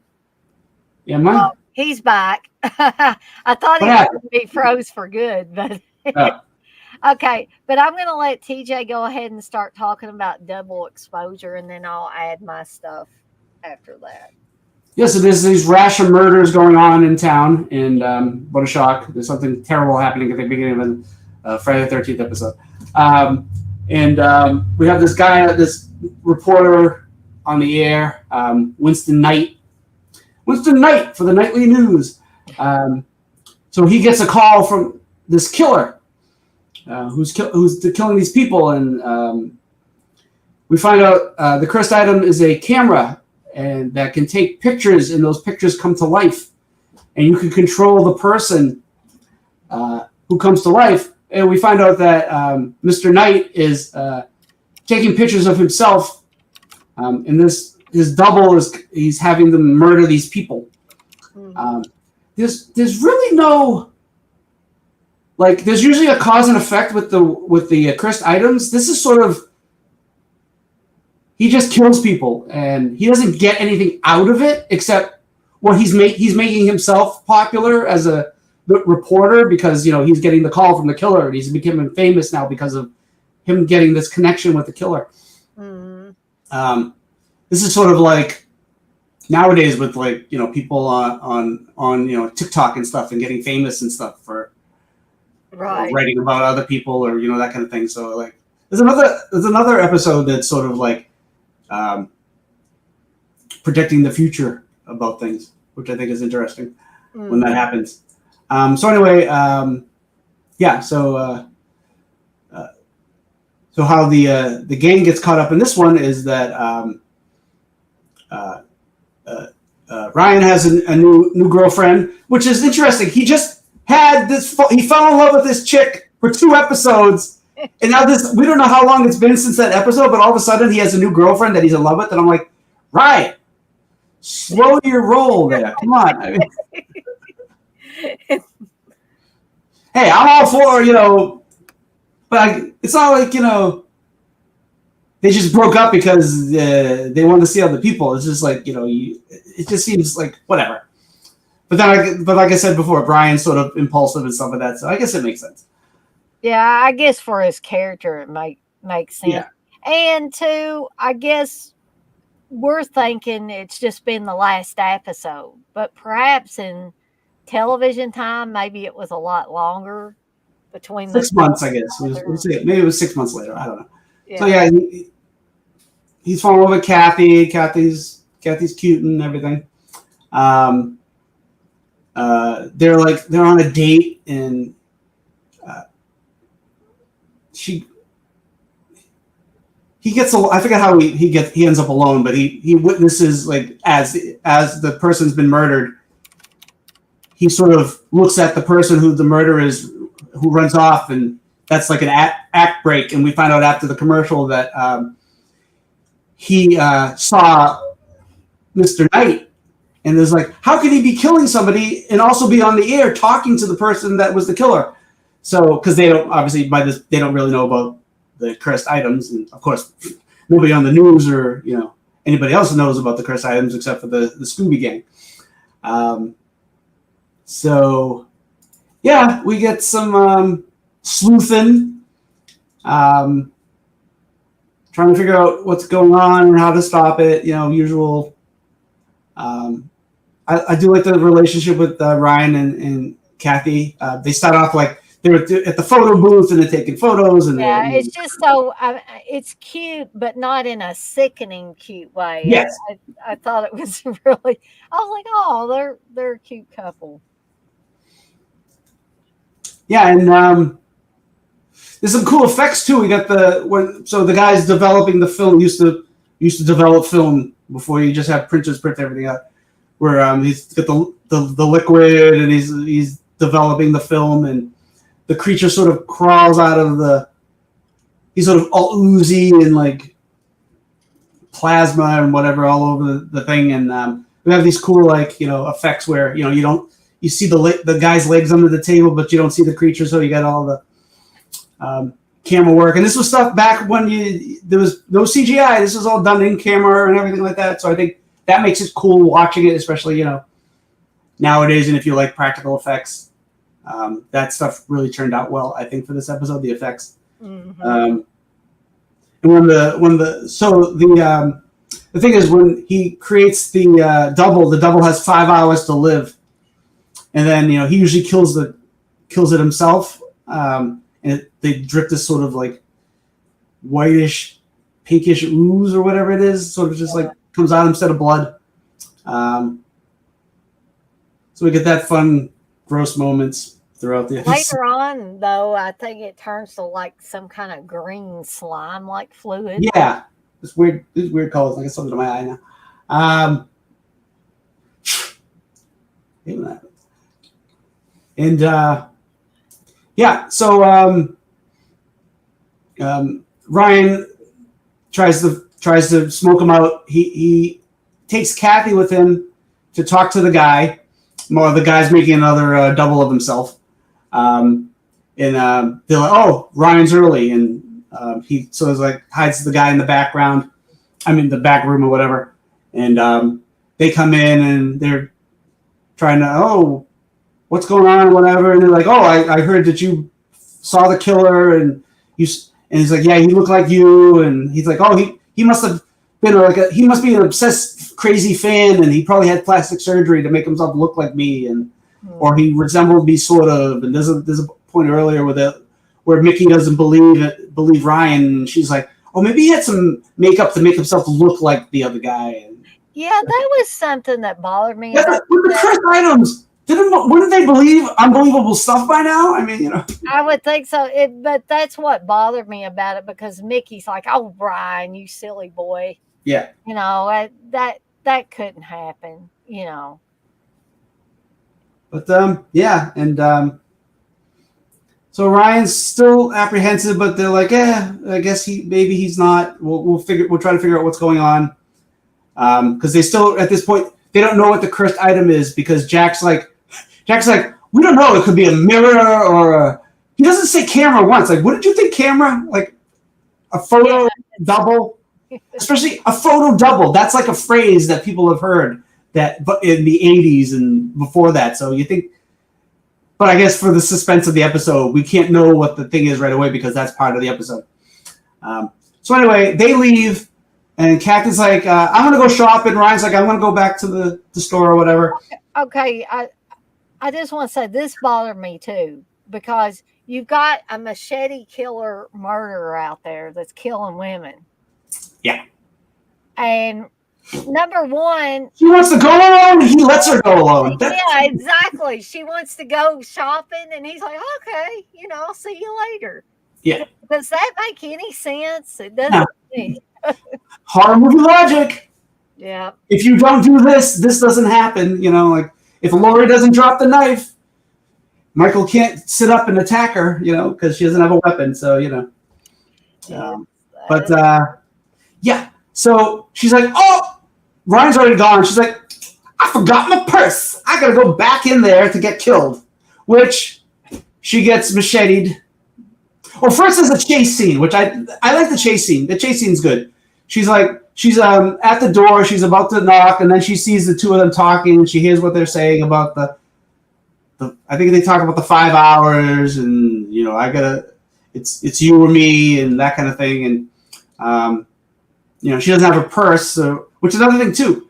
I guess she had money in her pocket because she takes a cab back to her apartment, and then she has a spare. Yeah. There's a lot of things that are like movie logic, like I guess she has extra money, and good thing that she had an extra key. But she doesn't think she left her purse with all her stuff in it. They know where she lives, and they got keys because there's keys in her purse. So when she's she comes into her apartment. She calls Ryan. She tells him what she heard and what happened. As soon as she hangs up, she turns around. The guy's there. She tries to throw shit. She throws some vases at him. Lucky she has vases in the house. It's a nice visual of like the vases like almost hitting the camera kind of thing. So I like that. And he sort of knocks her into the background. Did he hit her a couple times and everything? Like it's not a tap on the head and she goes down. And she's screaming, and you hear him chopping her up in the back. They don't show it, but I think it works better. You don't need to see it though, because I think it's more effective that way. But here's another thing I don't understand. Instead of going back to her apartment, and here's this horror movie logic stuff again. Why didn't she have the taxi drop her off at Curious Goods instead of her apartment? Because wouldn't that make more sense to go where Ryan? I was yelling at her while she was not going back to. I was like, why didn't you go to your apartment? I was doing the same thing. I was like, no, don't go back to your apartment. They got the keys to your apartment. This is a very good horror movie episode that you're yelling at the people to stop doing stupid stuff and to do. Maybe that's what their intention was, but like I was like, why didn't she go to Ryan or go to a public place? But I guess you go to where you feel safe. So I guess your apartment would be where you. But yeah, it's why. So they could kill her off. Yeah, and I liked her. She was a fun character. I was like, no, fun and cute and everything. And Laura was nice, but she was like, she barely danced and sang, but this girl is like was good for Ryan. I think like they matched up. But like I said, you meet somebody, you like somebody in these episodes, and something's gonna happen to them. Yep. So yeah, and then Ryan finds out they just get back and hear the answer. And Mickey plays the answering message, and they immediately go over, but the cops are already there because she's dead, and Of course, Mickey and Jack want to be rational, but he's like, "No, I'm going to kill the MNFer for revenge." And and we have some talking Ryan down off the ledge and trying to give him some sense. And like we know what happened, but we have to get the camera, and we don't know if the guy's going to keep on killing. And then they come up with sort of an idea of how to trap him. So they're like, all right, we got to get the camera and we got to get the negative. And then we have Jack go on his own. Jack gets captured, gets a picture taken of him, and then they send duplicate Jack over to kill Ryan and Mickey. There's a part of the scene where it's his double, and you can tell it's not him. It sort of looks like him, but if you look, you can tell it's not the same guy. But it's there's a split scene where Knight is talking to his double, and it looks pretty good, but you can tell there's no shadow cast on the other side. That's usually a big thing that takes you out of the moment when you notice, like, oh, this should be like a shadow going past that other side if he's walking that way. It's like, so that I was looking at, I was like, oh, but like, you go with what's happening. So Knight ends up getting killed, and then because the picture is destroyed.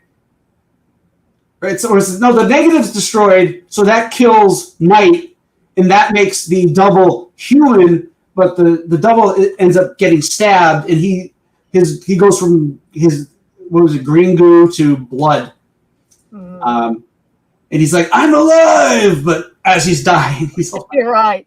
Yeah, it's sort of like reminded me of like the Child's Play, the first Child's Play movie, where he's wanting to become human, but he doesn't want to be human in the doll. Yeah. And so there's that one point where he says, I got stabbed or cut or something. And he said, and it hurt. He said, it hurt like a son of a bitch. I remember him saying that in the movie. Yeah. So that kind of reminded me of that particular scene in Child's Play. And I like they throw in little stuff during the episode, like there's an earlier scene with when the double is almost hit by a car, and the guy goes, "What, are you trying to kill yourself?" And you can see the double's brain go, "Oh, I can kill the main guy, and then I can." So I like that stuff too. So it's except for the horror movie logic stuff. I think it's a well written episode, and I think it's a fun episode. The episode is and sad too. It's got all the shit.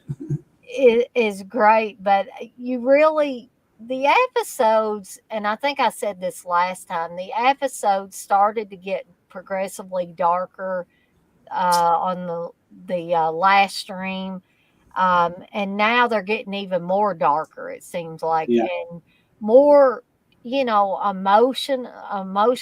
and all of that. And it's like, you remember like the first few episodes, they were a little more lighthearted. Yeah. Mickey and Ryan kind of playing around and with each other, and even Jack was more playful and his character was more lighthearted. Now it seems to be very serious, gloom and doom a little bit, which I'm not saying it's necessarily a bad thing, but that might be the type of thing that turns people off of a series, is they got used to, oh, haha, we have these funny moments and them laughing or giving each other looks at the end of the episode. We've kind of moved beyond that now. It's like a little joke at the end. Jack's like, they're talking about, or Ryan's like, everybody who comes near us dies. And it's like, how are we supposed to have a life? Is it just collecting these objects, and then do we keep people away from us because something might happen to them? And but you find out with these items that it's not even them. It's just they accidentally get these. It's chance. really. Right. Exactly. Um, so yeah, I really liked the episode. Not Yeah. a bad episode. TJ's right; it's well written. I, I liked the girl that played Kathy in it. She was great. I was just sad to see her go so quickly. Um, but again, if she had lived, as much as me and TJ and a lot of other people probably were screaming at the television saying, "Why are you doing this? Why are you doing these stupid things?" I think from I guess, a writer's perspective or whatever, they had to get rid of Kathy because Hmm. what would have happened? Ryan and her would have progressed. Their relationship would have progressed. Eventually, they want to start talking about marriage and all that stuff. Hmm. And then what would happen to that trio of people? Again, eventually Ryan would want to leave. The same thing with Mickey getting her fiance out of the way Yeah. was a plot point because if she had gotten married, then she would have broken away from the trio.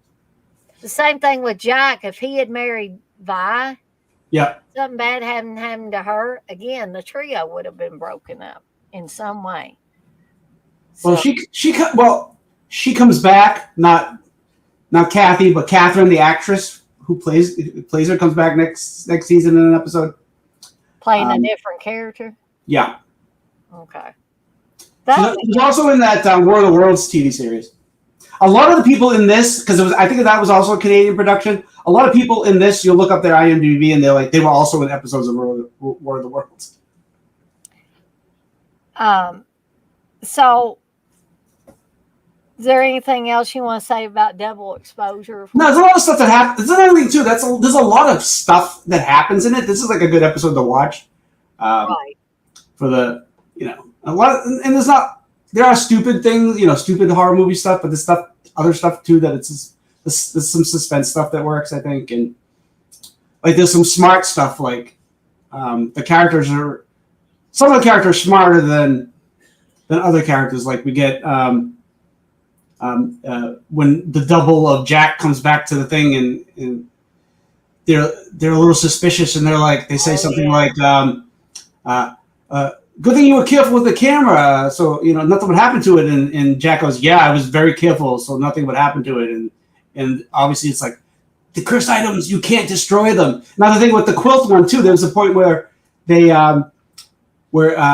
Effie Stokes gives them a fake quilt, and Mickey thinks it's the right one, and they bring it back, and it gets ripped, and Jack lights it on fire, and it's like, this is not the quilt, So Exactly. I like stuff like that. So yeah, but yeah, that's it.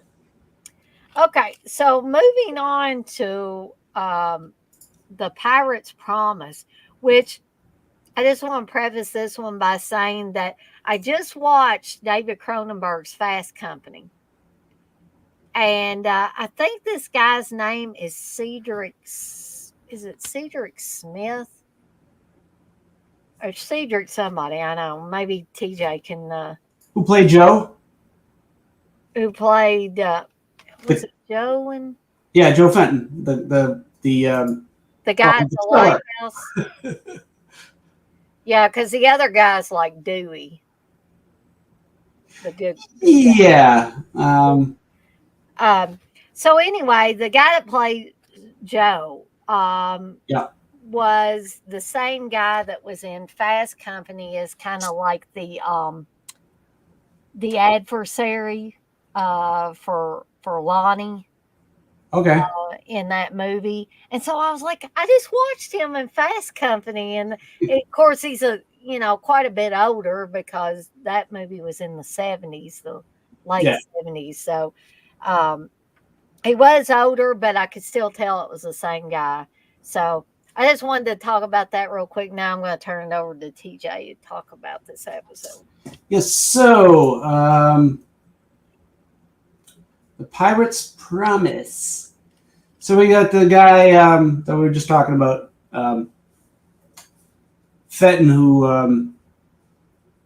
So it's sort of like it's like Maine, so it's like like this seafaring town, I guess. Like Antonio Bay. It's like an Antonio Bay type of situation. Yeah. We have a lighthouse. We have a lighthouse. This might be a ripoff of The fog. I had a fog vibe while I was watching this. Yeah. It's about a cursed foghorn. So this guy uses it to call this. So there's another too. There's this guy who lived long ago. It was a pirate, and he had his treasure, and he was sort of his crew like turned on him. And did they kill him, or did he disappear, or something like that? So that's another thing that reminds me of the fog. Like this whole episode is the fog. Yeah, more and more I think about it, they totally ripped off the fog. But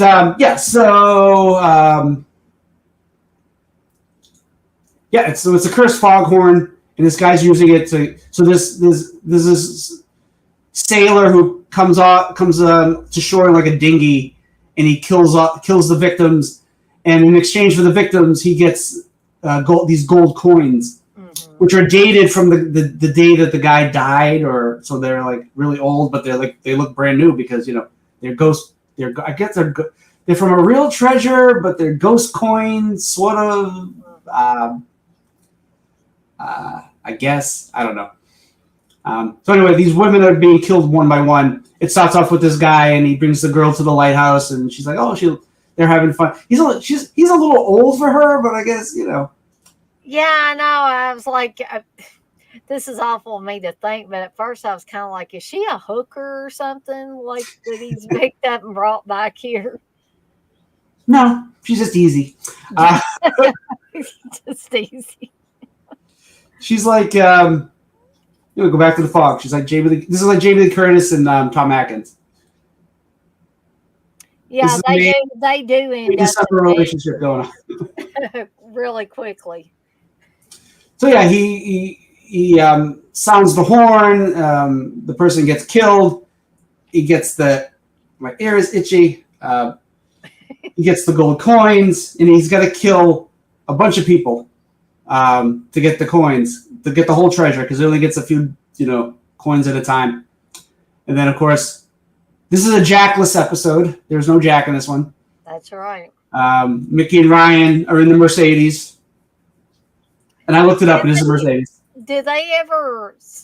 I'm trying to remember. Did they ever say where Jack was or what he was doing? I think this episode they don't say anything at all. There's one episode where they're like, he's sleeping. Yeah, exactly. And I'm like, okay, I guess that's an excuse for him not to be around. Sure. Anyway, so we come to the mystery of where the well, they know there's the foghorn. They're not sure what's actually going on, so they're trying to figure out what's going on. Meanwhile, they befriend this guy, Dewey Covington. Like you said, he's not exactly like Dewey, but he's sort of, I don't know. You describe what you think he's like. I don't know. I just feel like he's just a kind guy, kind of like a everyman type of person.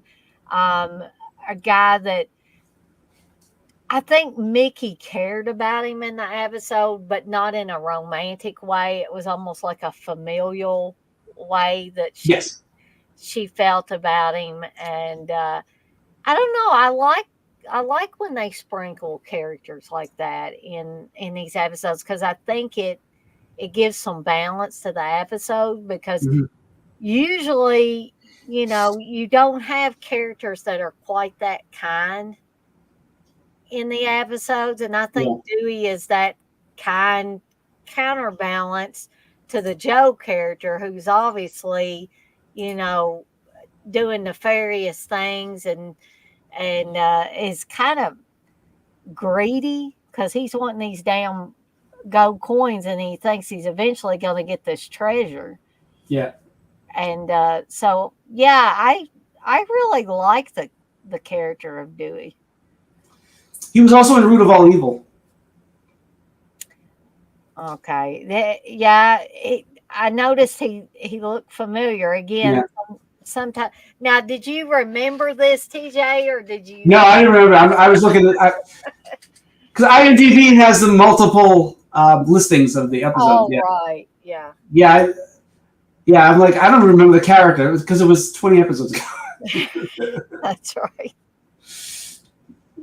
Um, yeah, and so yeah. When we were saying Dewey, I was thinking of Deputy Dewey. Yeah, exactly. But there's a friendship. Yeah, you don't have, not everything has to be a love we fall in love because like that's a little bit. I believe more that you could become friends with somebody in a day than you could fall in love. Right. So yeah, so we're trying to figure out what's going on, and they're slowly piecing it together. They're trying to find out who's next. So we found out there's a list. The Fenton is marking off the list, and we find out that the list is, like I said, the pirate at the beginning was turned on by his crew. So these are the descendants of the crew that are being killed one by one in exchange for their deaths. By Fenton, he'll be rich. There's one. He has this woman come over, sort of like appraising the coins, and she works for some company, and he ends up strangling her. And I'm talking about the sound effects. She sounds like she's being strangled. She's like, and it looks, it looks like she's getting strangled too. So it's it all works together. And he's doing the thing where they're hiding the dead bodies in like a room, and they're like hanging from the ceiling type of situation we got going on. So, yeah. So it gets down to, and this is like this older guy who what the hell is his name? Barney. This guy Barney. Yeah, the old guy. Who Dewey is good friends with, and he's sort of like a guy that no one cares about, but Dewey's like his friend and the only friend he has, and he ends up getting killed because he's also on the list. Because he admittedly, like, he mentions the pirate, I guess because he knows his ancestors were involved. That guy's in Galaxy of Terror, by the way. He might remember from Galaxy of Terror. Was he in anything else that? Yeah, I did read he was in. What the hell did I read? Does he look very familiar to me?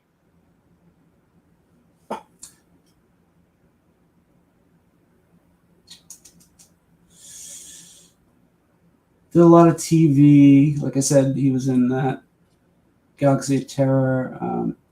That's a good movie. We should do watch along in that movie.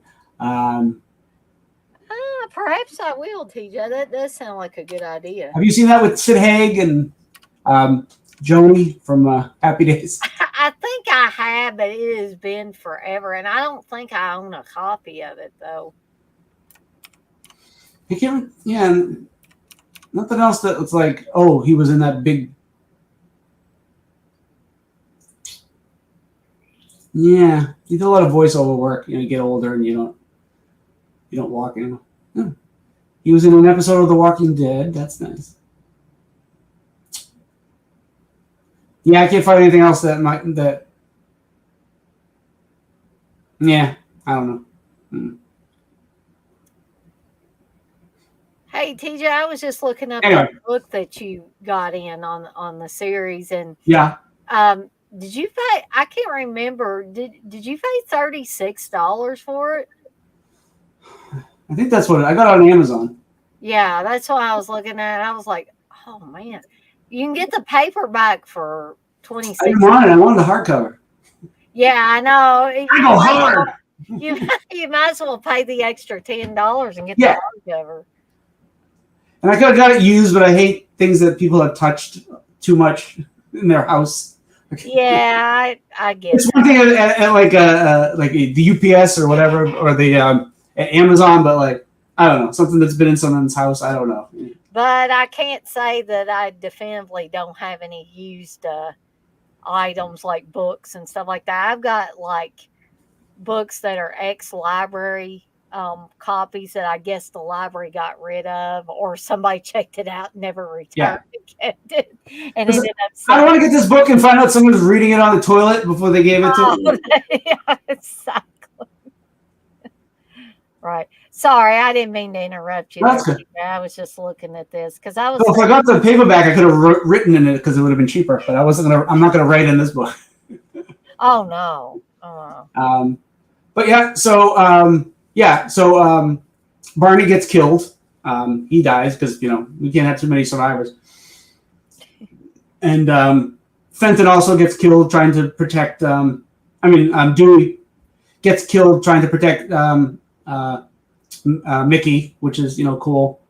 So that's a good thing because if he wasn't there, who knows? But yeah, and we find out some stuff that Fenton and Dewey were brothers. Yep. So he was trying to kill his brother, and I don't know if he knew or not, but I don't think he did because he just seemed too oblivious to any connection that he would have with Joe. yeah. Because we find out Dewey was adopted, but still related to whatever, and him and Fenton were related, and that's why Fenton was also on the list. Because the pirate guy was like, "There's one more," and Fenton didn't realize it was him. But yeah, and they retrieve the lantern. I guess they don't find the treasure because why would they want it? I guess I don't. I would still want the treasure. I was under the impression that nobody would ever get the treasure. That this ghost or whatever he was would just keep killing people off. But see, I was reading in the book. They talk about that, but they're like, they think the curse is sort of like it ends right after the revenge was. So it's like it's a one purpose cursed item. Like after it does that, it's no longer. I don't know if it's no longer cursed, but it's just for that specific reason. It's not for another pirate. It's only for this one pirate. So, which I kind of that's a cool idea that it's not always an item's going to be cursed forever. Like it's not going to keep causing stuff to happen. So but. But I like this episode. It kind of pulled at the heartstrings a little bit with the death of Dewey and Mickey's reaction to that. She's like, he saved my life, and basically I'd be dead if it wasn't for him. And this was another, in my opinion, well acted episode and well written and all of that. So I'm seeing a lot more episodes as time goes on. Usually it's the other way. Usually as the series will go along, Yep. and I'm sure we're going to run into some weaker ones, but just like that Poison Pen episode, that was like the second episode of the first season. And it was very weak. TJ and I both agreed that I'm surprised I kept watching the series after that. But now it's almost like they're just getting better. Yeah. Instead of getting worse, which, like I said, is usually the exact opposite of any series. So there's a cool scene where Mickey is distracting Fenton, and Ryan goes over to the lighthouse to go searching for stuff, and guy ends up coming back, and he's like hanging on the side of the lighthouse while the guy's walking up top, and like if he had stepped on his hands, he could. So that's a cool there's some cool suspense in this too. It's also spooky. That's tense. There's a lot of fog and darkness in this episode. There's a lot of tense moments I think work in this. So poor Barney gets axed in the head by Fenton, which is like, I know, I'm like, you don't see any blood, but you just see him get the axe in the head, and it's like, oh, that's I don't think you need the blood because that just looks so painful. And I'm like, why you got to do that to the old man? The other people didn't get that gruesomely. The weakest guy you give the worst thing to. I mean, it's like. So we ready to move on to the next episode? Yeah, I don't love this episode. I don't really love this episode either, but I just want One to reason specifically why it bothered me. say, John Stockwell is in this Um, episode. Christine. Yep. And I was like, oh, I got all excited when I seen his name come up at the beginning of the episode. And Yeah. then he turns out to be such a shitty ass character in it. I mean, but there's a reason for it. Yeah, but I mean, and here's another thing. It's not as sad as like Kathy getting killed. No, Spoiler: he gets killed. he does. He does get killed, but before that, in my opinion, he's a shitty ass character, and I hated to see John Stockwell be like that, be kind of conniving and pulling the wool over Mickey's eyes and doing all that. But I know they don't really Well, have to explain this, but this was another thing that bothered me. He's supposed to be an ex flame of Mickey's. Like, when do they ever talk about this guy? Like, what? I mean, when was she with him? Did they specifically say at what point she was with him? Because did you ever watch the Golden Girls? They bring a character in, and the character's like, "Oh, I come here every weekend, and oh, I'm a student of B. Arthur, and I come in every week to get tutored." Where has this person been? 2 seasons in. I mean, come on. this is episodic television. Yeah, that's you gotta go with it for that. I mean, you can't. But I couldn't. I understand, but yeah, It bothered me. I understand why it happens. Yeah. But with my Boston accent, I understand. which works in this episode because David Proval from The Sopranos is in this playing a mob type guy, which is makes perfect sense. So I'll talk like this during the episode. Anyway. Okay, so I'm going to turn it back over to TJ now that I got my aggravation about the episode out. So we got this guy,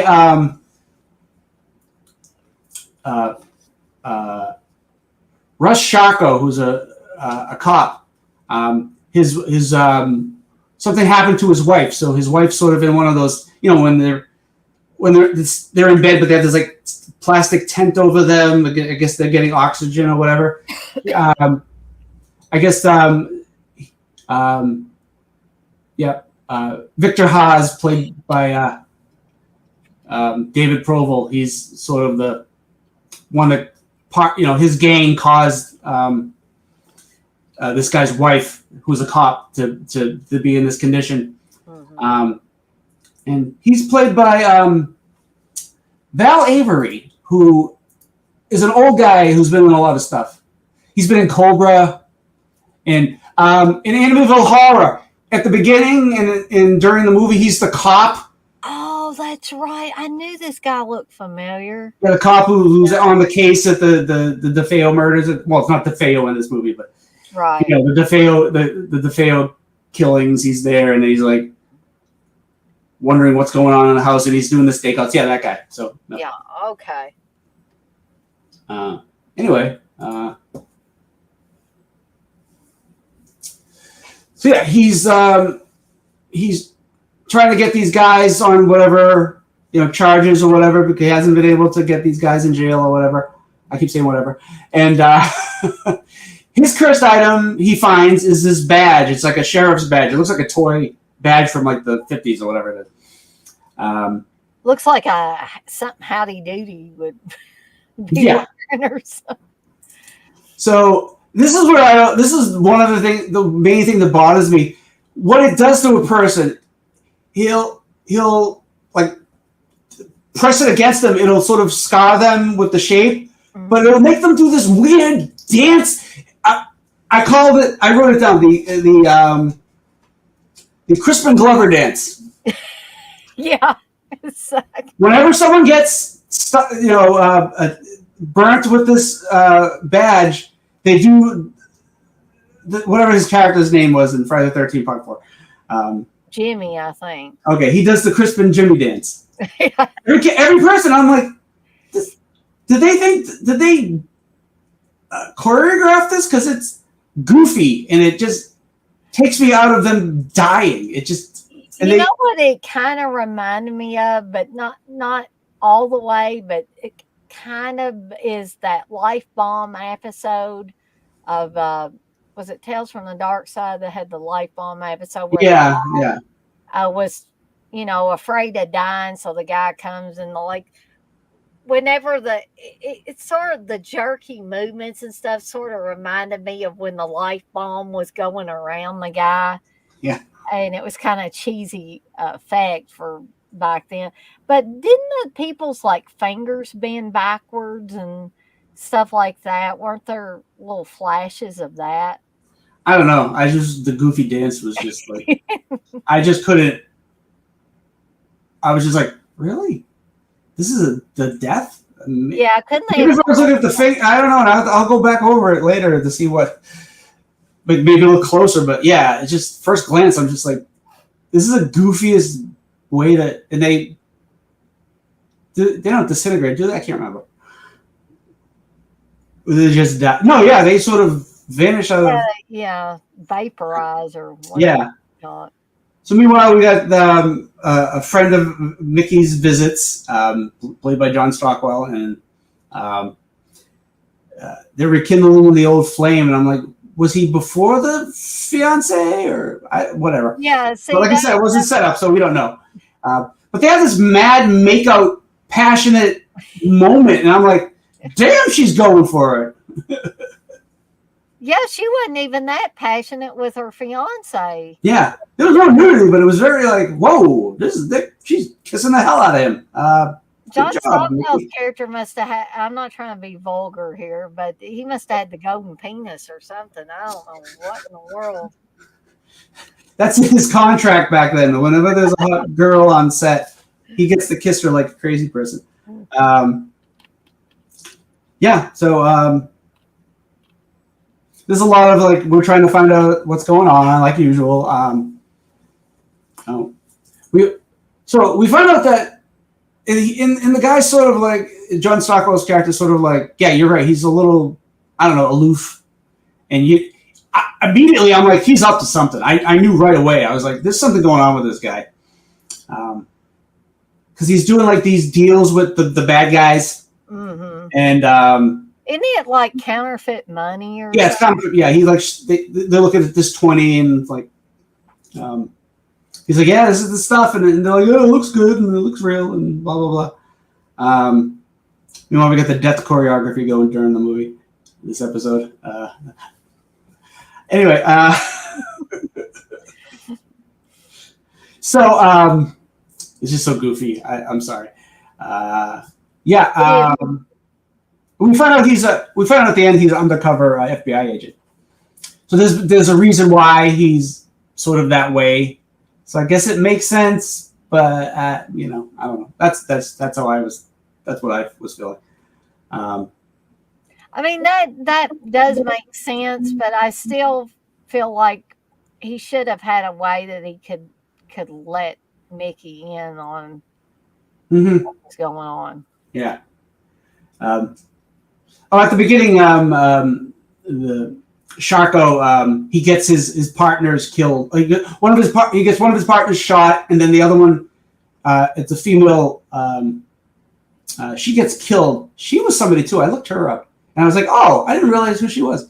Now I can't find her. No, that's not her. Never mind. Yeah, wait a minute. Oh. Okay, maybe I'm wrong. I thought she was somebody else. Yeah. She looked familiar too. Oh, now I know why. She was in the Poison Pen episode. That's why I remember her. Okay. Okay. That was a bad episode, though. Yeah, there's a lot of slow motion in this too, which I don't know if I liked it or not, because it happens a lot during this episode. There's just a lot of like when the girl gets shot, she just shots it. Right. And I'm like, and that happens a there lot. Might have been a little bit too much of that. And there's the the club where the criminals are and they do their business. There's this cheesy ass 80s dance music that like Killer Instinct. This song, I was like, I wrote down the title because I was like, that's got in my head. I'm like, what is this song? And at first I had it on like one and a half speed faster, and I was like, this song is really bad. But then I put it back to 1, and I was like, no, it's still bad. It's still bad. Yeah, it's still, even at regular speed, it was still bad. Yeah, and I think that the same singer does another song later on, and I guess they got some Canadian local bands to do some dance music and this stuff. There is a one other twist in this, if TJ doesn't mind me. No, go ahead. Is, at first we thought that the guys, the vigilante guy, his wife was alive, but no, evidently he'd been doing the Norman Bates, yeah. Having her burned corpse in this bed and coming. I wrote down Mrs. Bates. Did you? Oh my gosh, we were thinking the same thing. Yeah, she was a skull and it looked like it was taxidermied, and it was like, oh, they. And I had the funny feeling that she wasn't going to be alive because she never talks to him.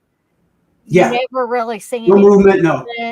Or anything. And I'm like, I got a funny feeling she's dead, and he's just kind of keeping her around. Oh, one more thing about the pirate episode, the pirate guy looked really cool. It was like, it was a skull, but it was all like moist and like there was stuff hanging off of it, and I thought that was a cool effect. I mean, it didn't move, but it just looked good and everything. But anyway, we find because one of the badge gets he taps the badge on one of the guys, and the guy does the crazy dance.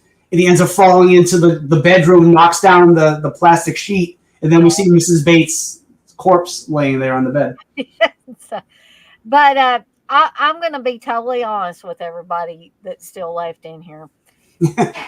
I was actually watching this one late last night, and so I was coming in and out of sleep, and I was really trying to watch it, but I had stayed awake through most of the others, but when I got to this one, I started dozing off quite frequently. So I think I missed the part.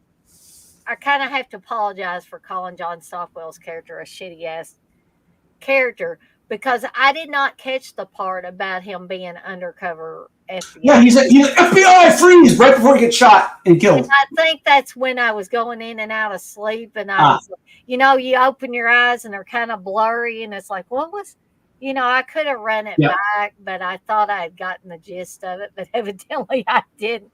No. So sorry, John Stockwell, for saying you were a shitty ass character in this, because you maybe didn't make all the right choices, but you weren't completely a shitty ass character. Yeah, Mickey has her little coda at the end where she's like, she's not as upset about it as Ryan was, or how upset she was about her ex, but like I think because they hadn't seen each other for such a long time, and they she wasn't like she wasn't like, oh well, that was him, he's gone, oh well.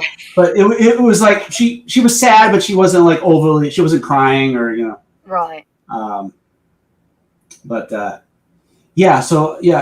mean, like, I liked sort of the cop stuff, and I liked sort of I like the idea of the badge. I just wish it wasn't that weird dancing thing. If there was anything weak about this episode, that was probably it. The fact that it just seemed like somebody didn't put too much thought into how are we going to kill these people off. There's a scene where it's like they're at a junkyard or wherever it is, and they're sort of like skulking around. That music in that was really good. It was like that Miami Vice, where we're doing our undercover work type of. And it went on for a while, and I was like, lucky the music was good, because it would have been boring if it wasn't for that music. Otherwise, it would have been just like, okay, would you get to something already? But I was like into the music, so I was like, oh, so yeah, it wasn't the greatest episode. It was all right. So, moving on, this is going to be another kind of pull at your heartstrings. This is terrible. This one.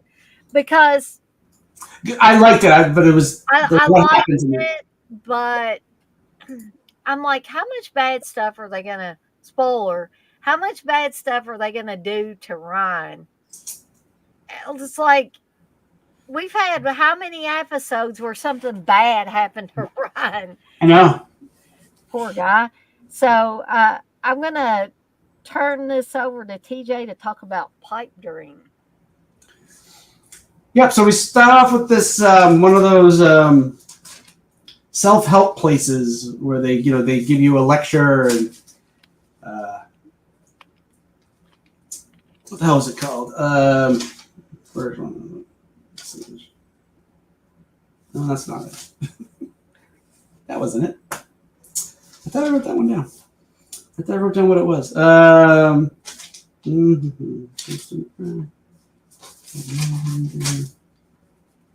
Okay. It was Make Your Fortune Today, one of those self-help things. So we got this guy played by Michael Constantine from My Big Fat Greek Wedding, Thinner. He's the gypsy dude in Thinner. Yeah. You remember that guy? I do. What the hell is his name? Ray. We're gonna call him Ray right now. So Ray meets this guy in the place, and he's sort of like, hey, I got these blueprints for this this gun that it's like it shoots like a tracking missile, and it makes the thing explode, and it's 100% accurate. And he's got the blueprints, and he's trying to do something with this. And Ray is like, oh, we should work together. I'll help you sell it, and blah blah blah. Ray pulls out this weird pipe that has this devil gargoyle thing on it. It's really creepy, and I like it. And I was like, a little bit of trivia. The props department made one that wasn't acceptable. So the producer or whatever, writer or director, I forget who it was, they got their own made because they wanted a very specific one. And he's like, oh, I hope the prop department didn't hate me. And he has it like in a closet somewhere. And I was like, if I had found that, I would pay for that one. Mm-hmm. So it's just like this weird. It's like obviously it's a cursed item, duh. And he innocently starts smoking it in this like, what was it like, orange, reddish kind of reddish, reddish, pinkish, orangish. It almost looks like when you set off fireworks and some of the colored smoke that is around. It looked kind of like that. So the smoke is like it's alive, and it's the curse, and it. This is another thing too. It's like it kills the person, but you don't gain anything from it, really. So he doesn't know what happened, and he kills this guy, and we find out some time has passed, and his girlfriend Connie. He's like, oh, he brings her flowers, and she's like, what are you doing? Would you spend the rent money or whatever? And he's like, no, I'm gonna give you everything you need, everything you want, and we're gonna be happy and have a great life and whatever. So we get the next day or whatever, and Ryan gets a letter from his father, and his father's getting married and wants Ryan to go, and he convinces Mickey to be his date because there's a +1.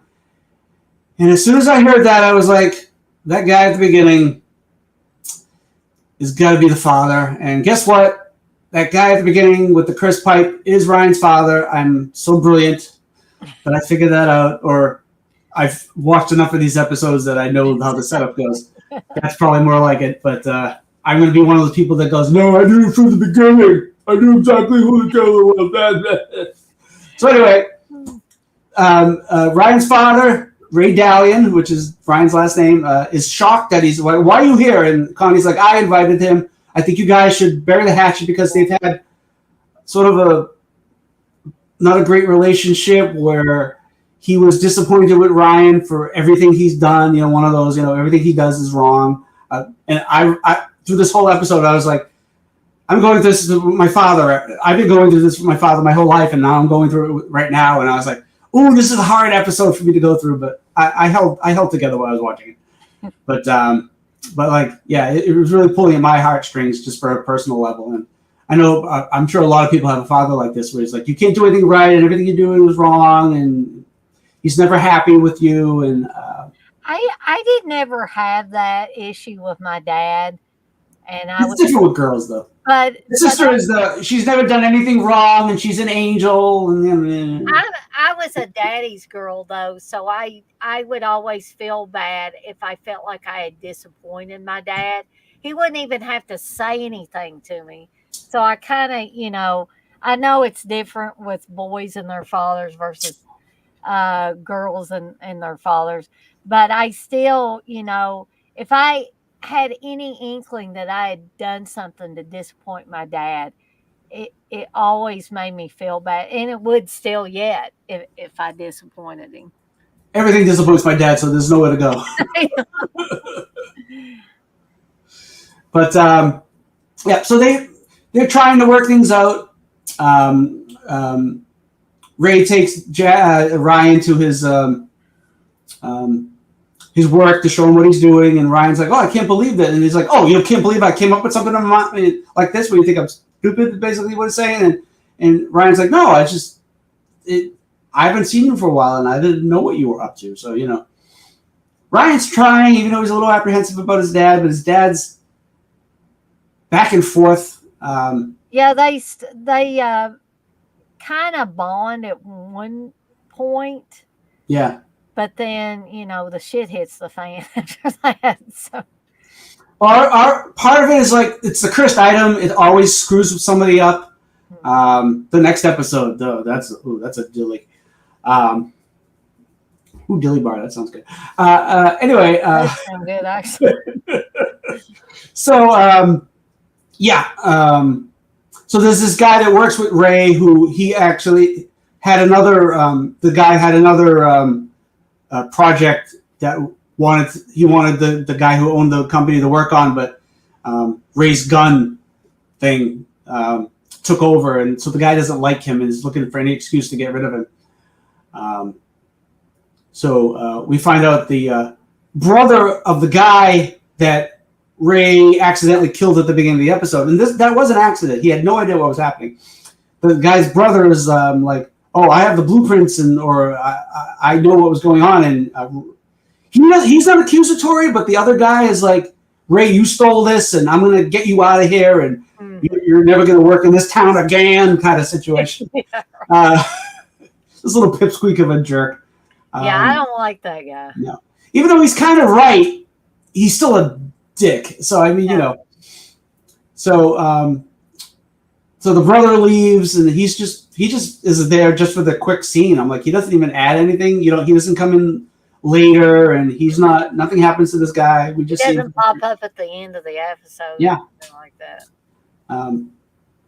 So anyway, Ray lights the pipe because he's gonna get this guy, and this is where you see that the evil is taking over. That because when the guy dies, the smoke and the smoke kind of envelops you, and you just could have vanished. There's no trace.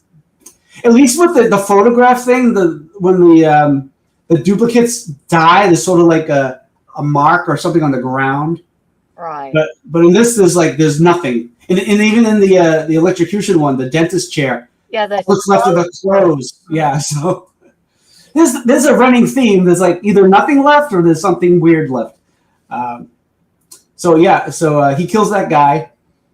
Meanwhile, he's getting ready to marry Connie, and Connie gets Mickey to help set up stuff. And Jack, who's not in the episode for like more than half of it, shows up the last third because he's been called because I thought he wasn't going to show up, but he ends up showing up, and I guess the guys have called and said we need some help going on because I think didn't Mickey call him?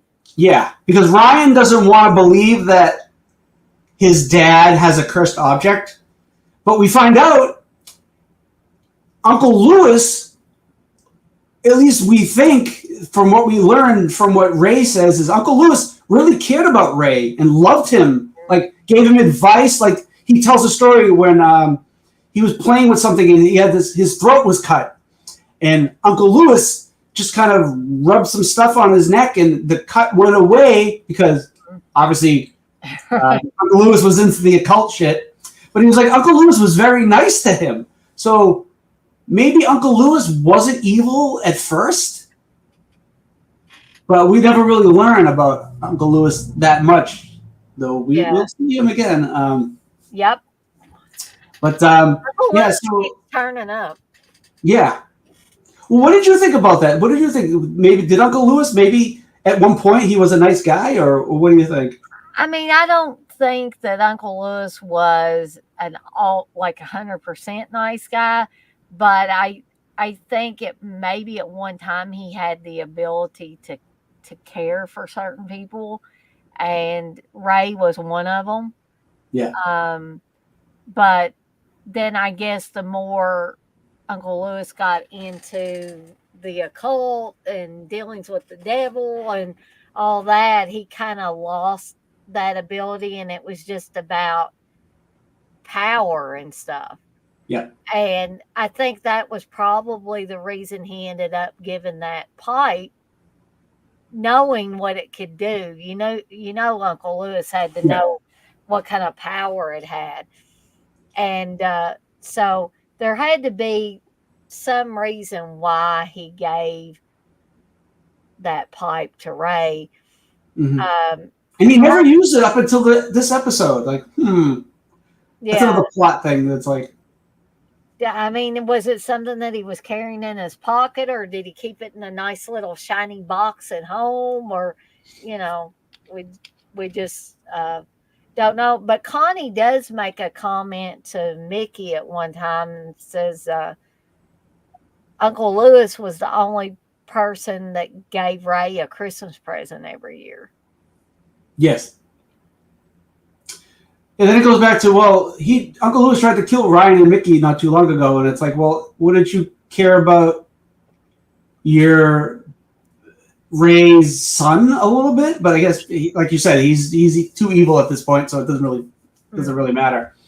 We'll talk about another episode where is Uncle Lewis doing something to be nice, or is he just evil? This is the other episode. But yeah, so like Ryan still like doesn't really believe that his father could do it until he tries to kill Mickey. Yeah. And Ryan goes to save Mickey. Mickey does something smart. The smoke starts attacking her. She's in this room, and she gets this tape, and she starts to seal off the cracks and everything, which I thought that was very smart. It's very The Ring. Ring where they tape the. Anyway, so but she just doesn't get that last piece of tape on. But also the mist has to kill somebody.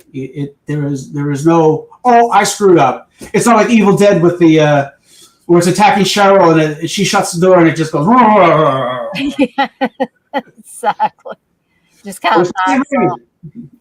But yeah, so Ryan sacrifices himself for Mickey, but then Ray realizes what he's doing is wrong, and he redeems himself, but he dies. And yeah, I was a little sad at that point too, because I was like, oh, because I'm going, I'm going through stuff with my dad right now, and I was like, oh. Yeah, it's But in that situation this episode would definitely be a hard watch. Yeah, but I felt bad for just as this episode, like I said, I'm feeling bad for the characters, even though it's fiction. I'm still like feel bad for Ryan, and and then Connie too, because she loved him and they were gonna have this great life together, and the cursed item just ruined everything. And just Uncle Lewis is just he screwed people up, and it's like if Uncle Lewis didn't give him that pipe, he would still be alive, maybe, and Yeah, Uncle Lewis screwed up a lot of people's lives. Yeah, he's a big dick. He's the biggest dick ever. But I liked the episode, but I was just like the pain on Ryan's face, I think, at the end of this episode, because he's crying, is more it hurt me more watching the end of that episode than it did when Kathy got killed a few episodes before in the Yeah. double exposure episode. And I think it was more along the lines of, I think about, and I'm not trying to make anybody sad, I'm just going to tell this real quick. I was thinking about Steve and his relationship with his dad and how they had a very, I guess, estranged relationship over time. But when it comes down to it, Steve loved his dad. And when his dad passed away, Steve still deals with that and didn't have any closure really. And that's a very painful thing. It's got to be a painful thing Yeah. to have to deal with. So that's Steve was who I was thinking of when I was watching this episode because fortunately, my relationship with my dad is a good one. It always has been a good one and a close relationship.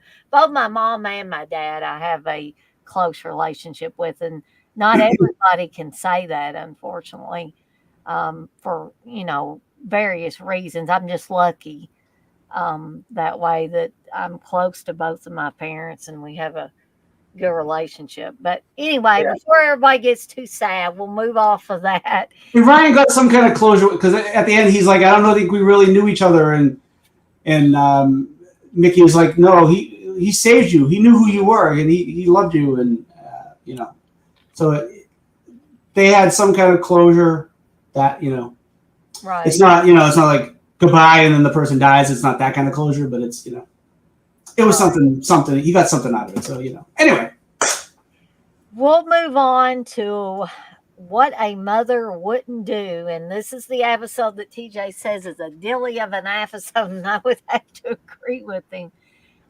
So this concerns a lot of, I think it's a heavy subject, honestly. So I'm going to turn it over to TJ to talk about this for a little bit. I'll add something, then we'll go on to the last episode of this season. So is this, what the hell's her name?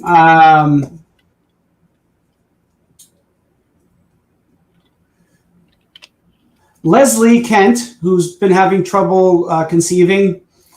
She's finally pregnant, but the doctor told her the baby's gonna kill you if you, or the baby will kill you, or the baby won't survive if you have this baby. And she's like, no, I'm gonna have the baby. She's very adamant about it, and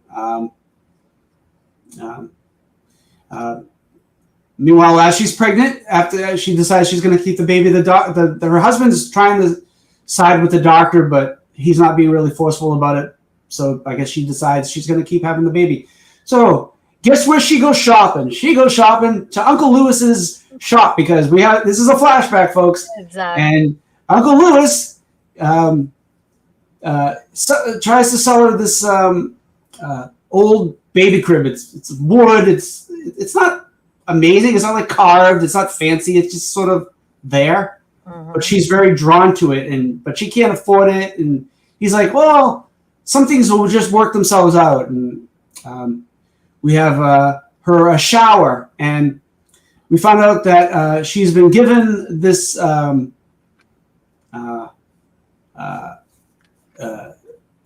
crib by this older lady and another friend who got the money. They got their Christmas money together, and they got her this. I don't know how much it costs. I'm sure because Lewis was like, you could tell Lewis was going to give them some kind of deal. Yeah.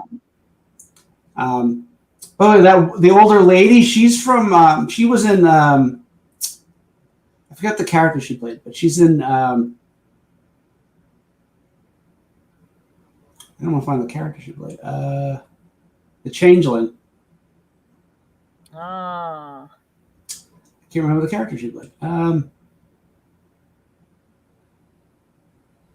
well. We'll think about it. Somebody will remember it about an hour after we do this stream. Yeah. Anyway, so So they give the cradle to the lady, and then it's present time. She's in the park with her baby, sitting on a chair and rocking her baby or whatever, and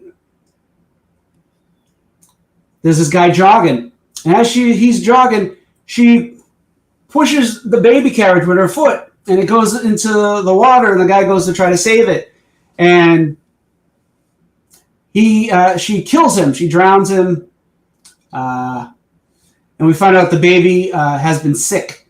The baby's with Debbie, the babysitter, and the baby's crying a little bit, and then starts to get better as the guy's dead. We found out the guy who is dead is the doctor who told her that she shouldn't have the baby. Haha, you know what's going on here, don't we? Yep. So the crib is healing the baby of its illness. I think it was a heart thing. I can't remember. But we find out they need 7 victims, and then the baby can be healthy and live its life or whatever. So and don't they have to, everybody that the parents killed, don't they have to be killed in water? Yeah, that's why she pushes the carriage towards the water and drowns the doctor, because exactly. They kill the superintendent. They invite him over they clean the. They make up. She makes up some lie, and the husbands are like, "We can't kill the superintendent. Like, people know that." She's like, "It's 4:00 in the morning. Nobody's gonna know where he went." And they kill him, drown him. They try to drown him. They drown him in the toilet, which is okay, sure. You gotta do what you got. They think he would have had time to fill the bathtub, but whatever. They drown him. He drops his keys, but they decide to throw him in the pool. That's his fake death. But they drop the keys. Debbie, the babysitter, notices the keys.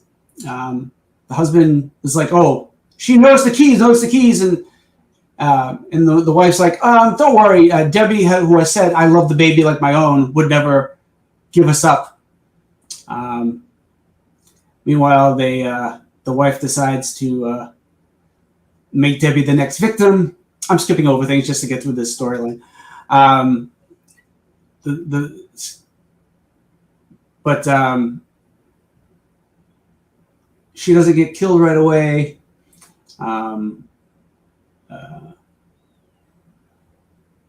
then we bring Ryan and Mickey and Jack into the situation where they're trying to get the crib.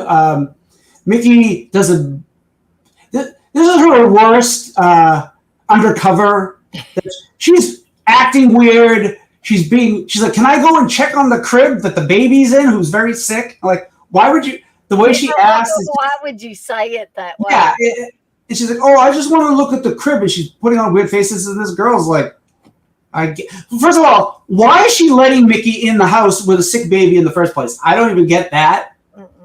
There's so many things in this I'm like annoy me in this. Like, the mother too. I'm like, all right, I get it. You're gonna have the baby's sick. You using this cursed item to save your baby's life. I understand that at a base level of a mother and a child, but I'm like, you're killing people who have families. You're taking them away from their families to protect your daughter, who maybe you should have thought this a little bit out better before you had her. But I understand, like, she has that was her last chance to have a baby. I guess she was having medical problems that she couldn't conceive.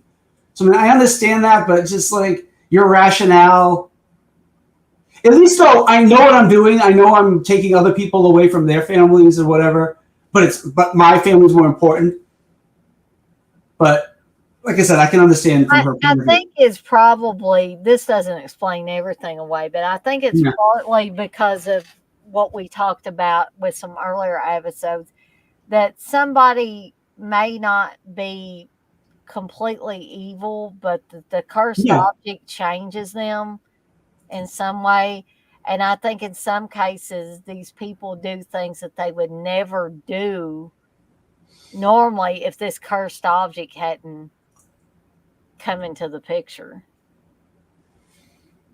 But I mean, I don't want to get into too hard subjects, but should she have had the baby in the first place? I mean, couldn't they just have adopted? I think the hard thing was at the beginning of it, the doctor was telling her you need to abort it.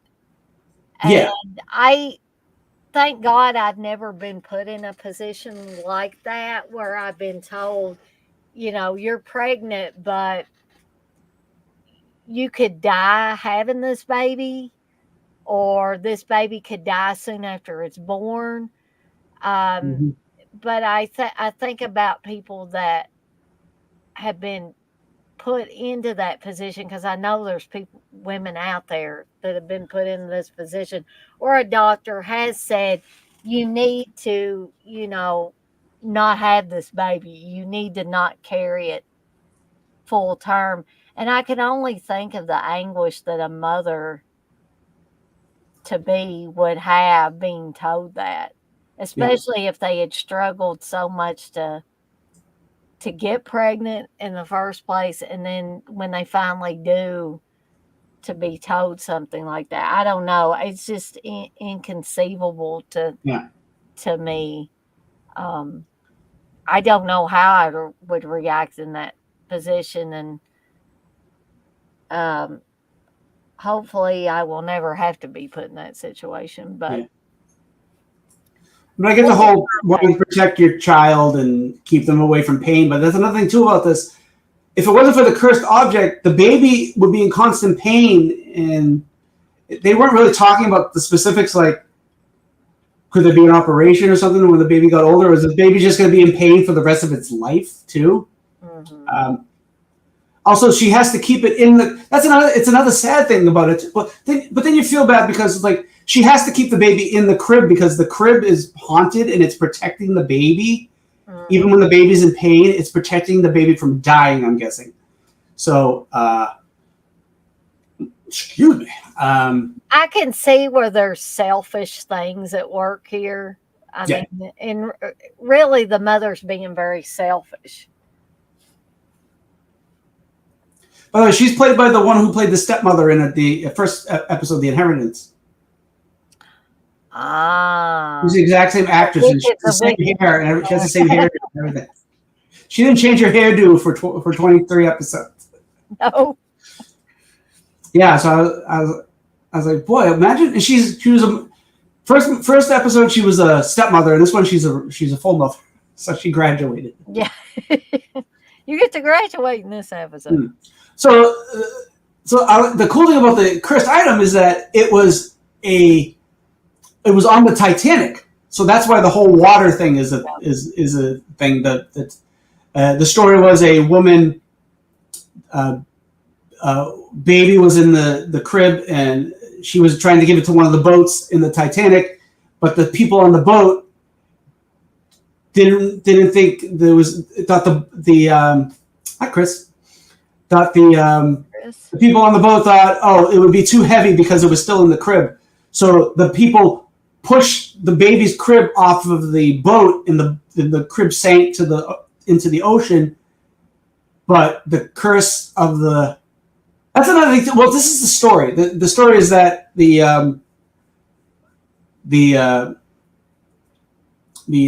boat turned over, and there were 7 people in the boat. That's why the 7 people have to die for the baby. So there were 7 people in the boat. The boat turned over, but miraculously, I guess the crib floated in the ocean, and the baby lived.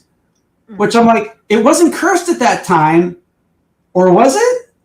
Or is it some crazy thing where, does that make sense that a crib, it was made out of wood, and I guess it was shaped like it could float, but it was in the ocean. I mean, in the middle of the ocean. I mean, that doesn't really gel. Then it's a story that, and that's another thing that it's brought up about Uncle Lewis cursing the items. It sounds like he tailored the curse.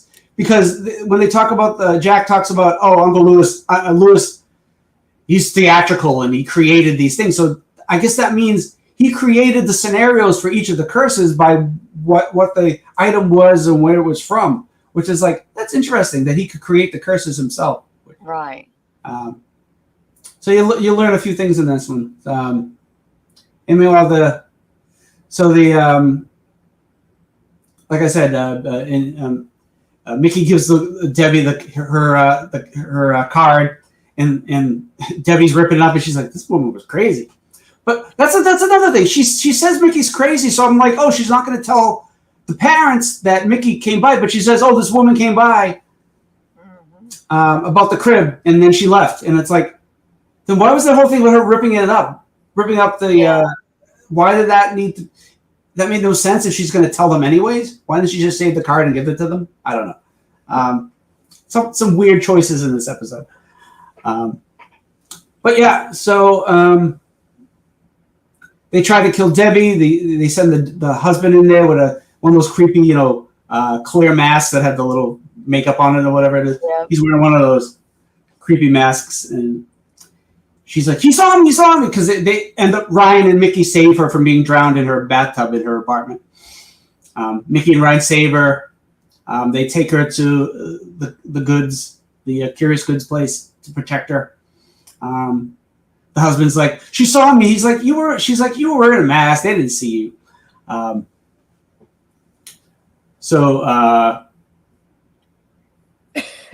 Debbie, who knows these people are trying to kill her, calls them and tells them, hey, I want to meet you, and we'll talk about the baby because she cares about the baby and she wants to help the baby because she overhears Mickey and Ryan and Jack talking about the curse and how the curse works. So she's like, oh, I want to help you out. And I'm like, you're not giving over your life, so how are you helping out? Because she's like, oh, I'll take the baby because you guys are going to eventually get caught and you should run away. And I'm like, but you know about the curse, so you're not going to kill anybody. So I'm confused with what's going on. That's another idea. I'm like, what is going on here with this script? But maybe I'm missing something. I don't know. So it ends up, the big thing is the husband dies and she sacrifices herself because they're the last two. Or we think, well, we don't know. So I skipped the whole thing. Debbie meets the mother, says, I'm going to help you. She's like, no, I'm going to hit you with this tire iron and throw you into the little water that I guess is a little, I don't know, dock. So it's a little lake or something. I don't know what it is. And then Ryan comes to help as Debbie's underwater. We don't know what happened to Debbie. We don't know if she's dead or what. And Ryan goes to help, and she smacks Ryan a bunch of times. We think Ryan's dead. She goes back to the thing, and she's like to the husband, I did it. She's going to be cured, and everything's going to be, we're going to have a great life. And she's driving back to the house, and she's like talking like she's talking to the kid, like, oh, we're going to be happy, and everything's going to be great. Like earlier, there's a scene where she's rocking, or she's not even rocking the crib because the crib rocks itself because the ghost is taking care of the baby, which I think that's creepy that there's a ghost watching over the baby. So there's a point where the mother's talking to while the baby's being rocked by the ghost or whatever, and then she's like, you're gonna go to the prom and meet a guy, and she's like, all the plans, and we're gonna be a happy family and all that stuff. And I was like, this is an episode of Friday the 13th the Series, honey. You ain't gonna have a happy ending. Everything. No. Yeah. They're not gonna watch the rest of these episodes. Yeah. You already in an episode. You know what happens. Yeah. So anyway, we're back to the apartment. And we find out Ryan isn't dead. And the wife's like in the mother's hearing in her mind everybody that she's come across, like, oh, I'll take care of the baby. Oh, everything has a purpose. You hear Uncle Lewis's voice and everything like that, and you think, what's going to happen? I know what was going to happen. She sacrifices herself for the baby's good. And we also see the father is dead, and he had smacked into the fish tank. Mm-hmm. So you think, oh, he's a collateral. You think at that point he's collateral damage, that he just died because she gets. He's trying to stop the wife, but she has a gun and shoots him like 3 or 4 times, and she's like, well, that was a happy marriage, I guess. the baby is more important than her marriage and her life. But I can see the mother sacrifice thing. I understand all that stuff. So that's not lost on me. And it ends with Mickey and Ryan and Jack wondering. Like they say something about Debbie, like what happened to Debbie. Like I guess they didn't find the body. And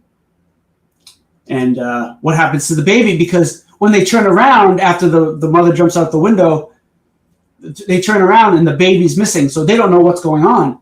And they're just like, oh, we'll never find out what happened.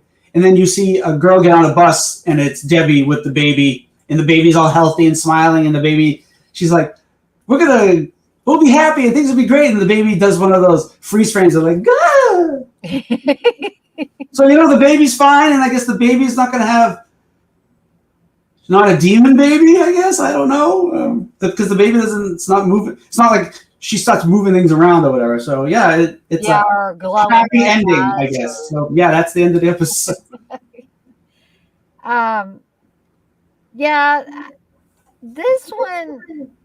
This one wasn't my one of my favorite episodes, I don't think. Not a horrible episode, but just a little bit weaker than a lot of the others we talked about tonight. Mm-hmm. And a little, I don't know, a little too heavy on the kind of.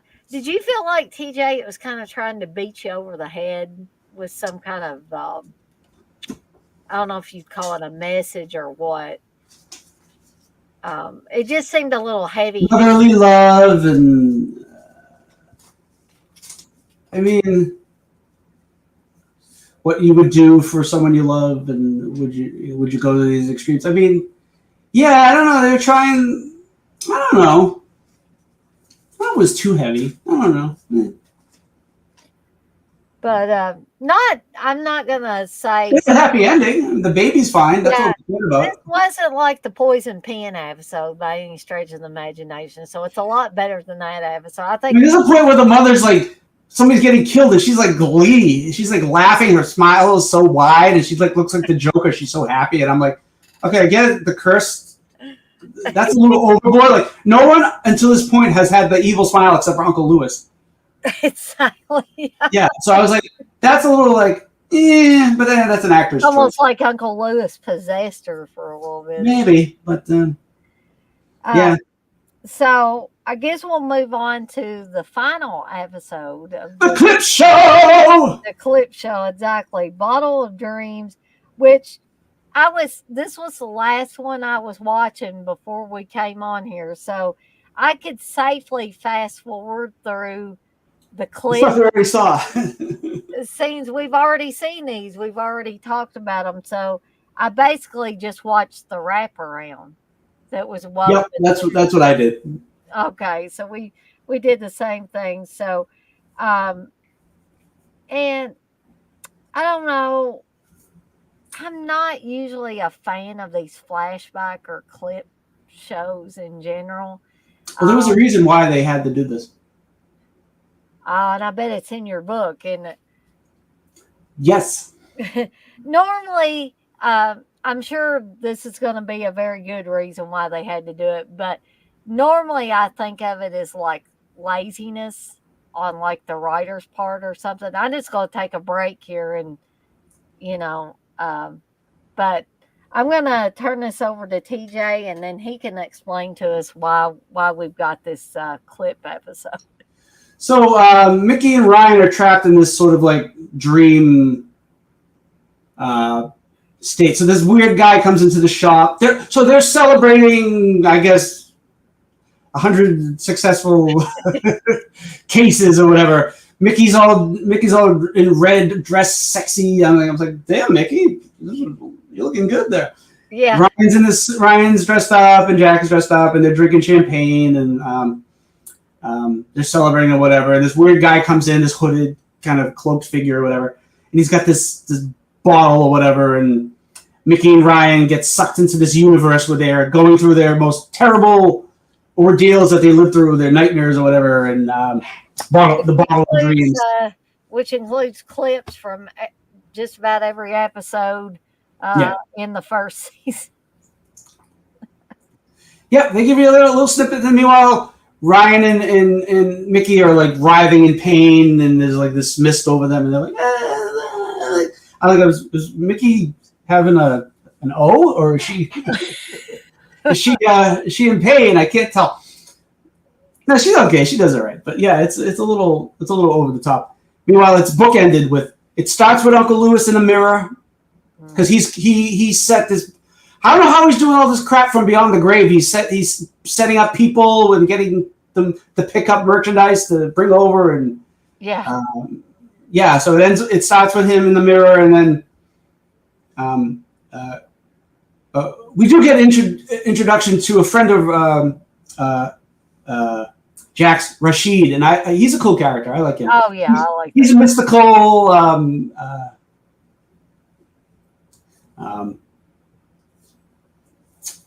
Where he's from. I mean, it's a stereotypical, like he's got the fez on, and he's still a good actor. The actor's good in the character, and that might be his real accent. So I'm not going to give it too much. And he's actually, I don't know exactly what nationality is, but I know he's playing who he is in real life, so that's okay. Right. That works out for me. But he's he's like into the magic, and he's helping Jack, and he's an old friend of Jack's who hasn't seen for a long time.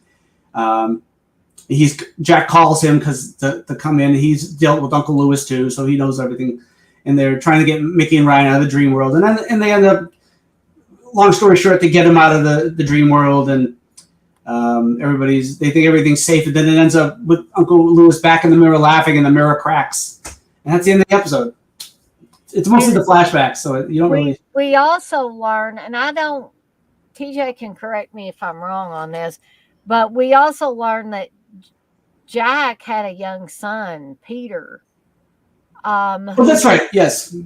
And I don't remember. Am I wrong on this? I don't remember Peter ever being mentioned on another episode. No, I don't know. And they mentioned the wife. They don't mention anything. We just learned about the wife a few episodes ago. Mm-hmm. We do in the pirate story. Don't they bring up Ryan's brother again? I think so. Yeah, that's because of the other two brothers in the story that Ryan brings up his brother again. So we're throwing the family in here. But yeah, Jack goes into the dream world to rescue them. He doesn't just bring them out of it. And Uncle Lewis tries to throw him off. Yeah, he's like, we can bring your son back to life. Because his son was psychic, and he was trying to help a friend of his out, and it ended up getting killed. Yeah. And Jack's been, regretting whatever and not doing I don't know. He's just been upset about the death. So yeah, we get that. And Uncle Lewis brings an apparition of his son, and he's like, "Well, you can bring your son back." And he's like, "No, he's dead, and he's gone." And so, yeah. So it's not just a clip show with a wraparound. We get some little bit of a meaty. Yeah, we get a little more insight into like Jack's character, especially. And I will say the next episode, the second season, first episode, it would be what this episode would have been, because it's basically part of this episode is connected to that episode. Mm. I took a brief glimpse of it. I cheated. That's okay. So the reason why it's a clip show, though, there's a reason. So I'm gonna let TJ reveal the reason why we have this clip show, because I have no idea.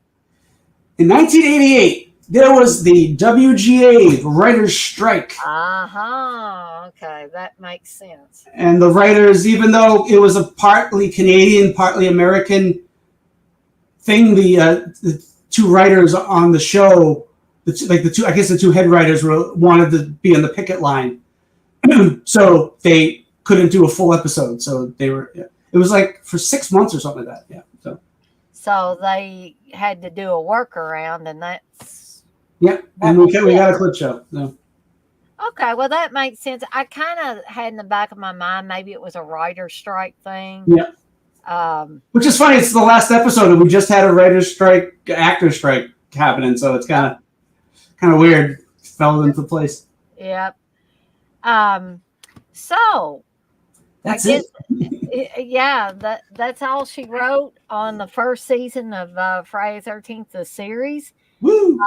Barring anything happening next Wednesday, TJ and I will be back with. Are we going to try to cover 10 episodes, TJ, of the second season? Sure, 10 sounds okay. Okay. TJ's like, sounds exhausting watching all these. Well, we went through 9.5 episodes because we got, 2 of them were one episode, and then the clip show is like a half episode. So. Right, and I did notice, and Dirk, I hope you're in here, or if you watch this later, sorry I didn't say hi to you at 9:32, but Dirk said, "Hey Dana, TJ, CK, and Blissful," because I don't even know if CK's in here now. Uncle Bill came back at 10:34. Oh, we're down to like 2 people. So. 2 or 3 people, yeah. One of them is me, so yeah. It's so we did get done quite a bit earlier than we had. Yeah, if we chop off your whole beginning, we only were at this for like how long?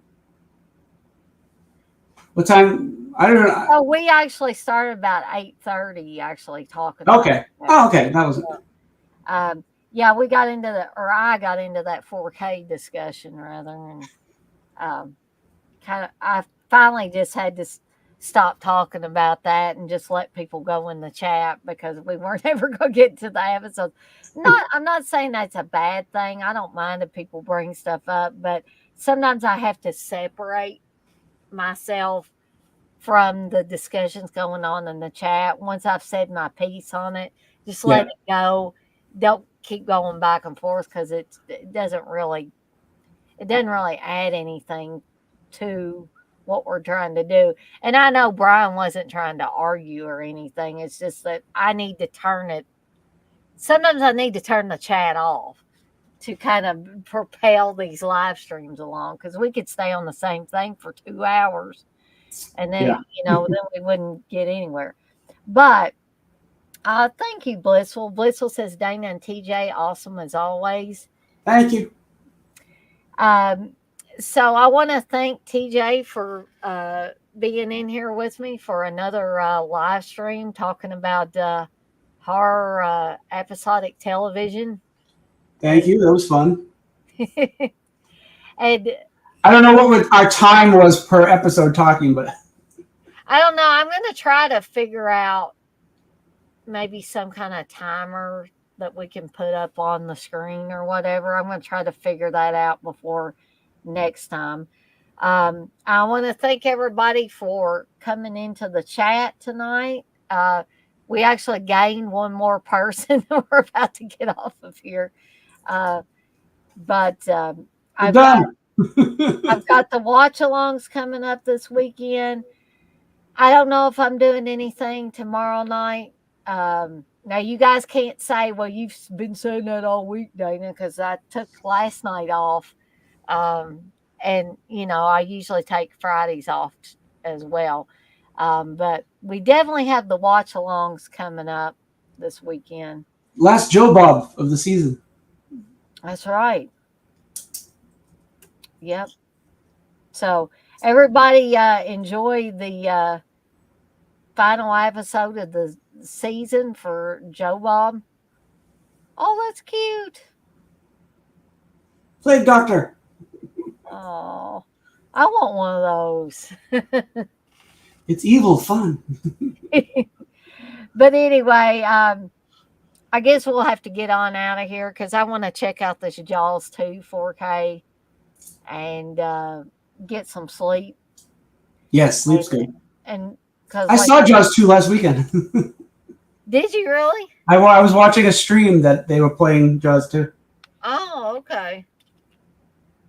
My favorite character, she always gets killed. I don't know why. Every time she gets killed. Oh, yeah.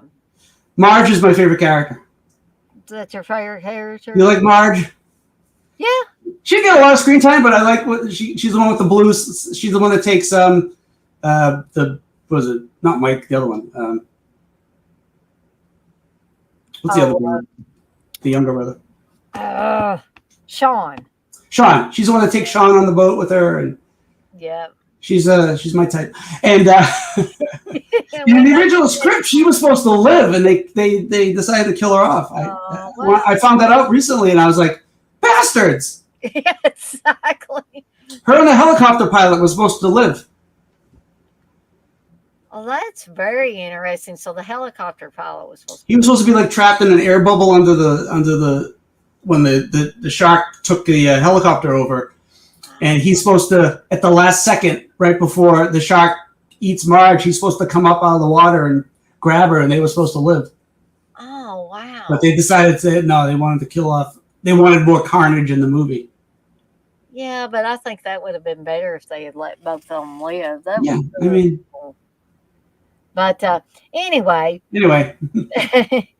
With all that being said, I'm going to skedaddle on out of here for the night, and I will see everyone on the flip side. So good night, TJ. Good night, everyone in the chat. I will see you guys and gals next time.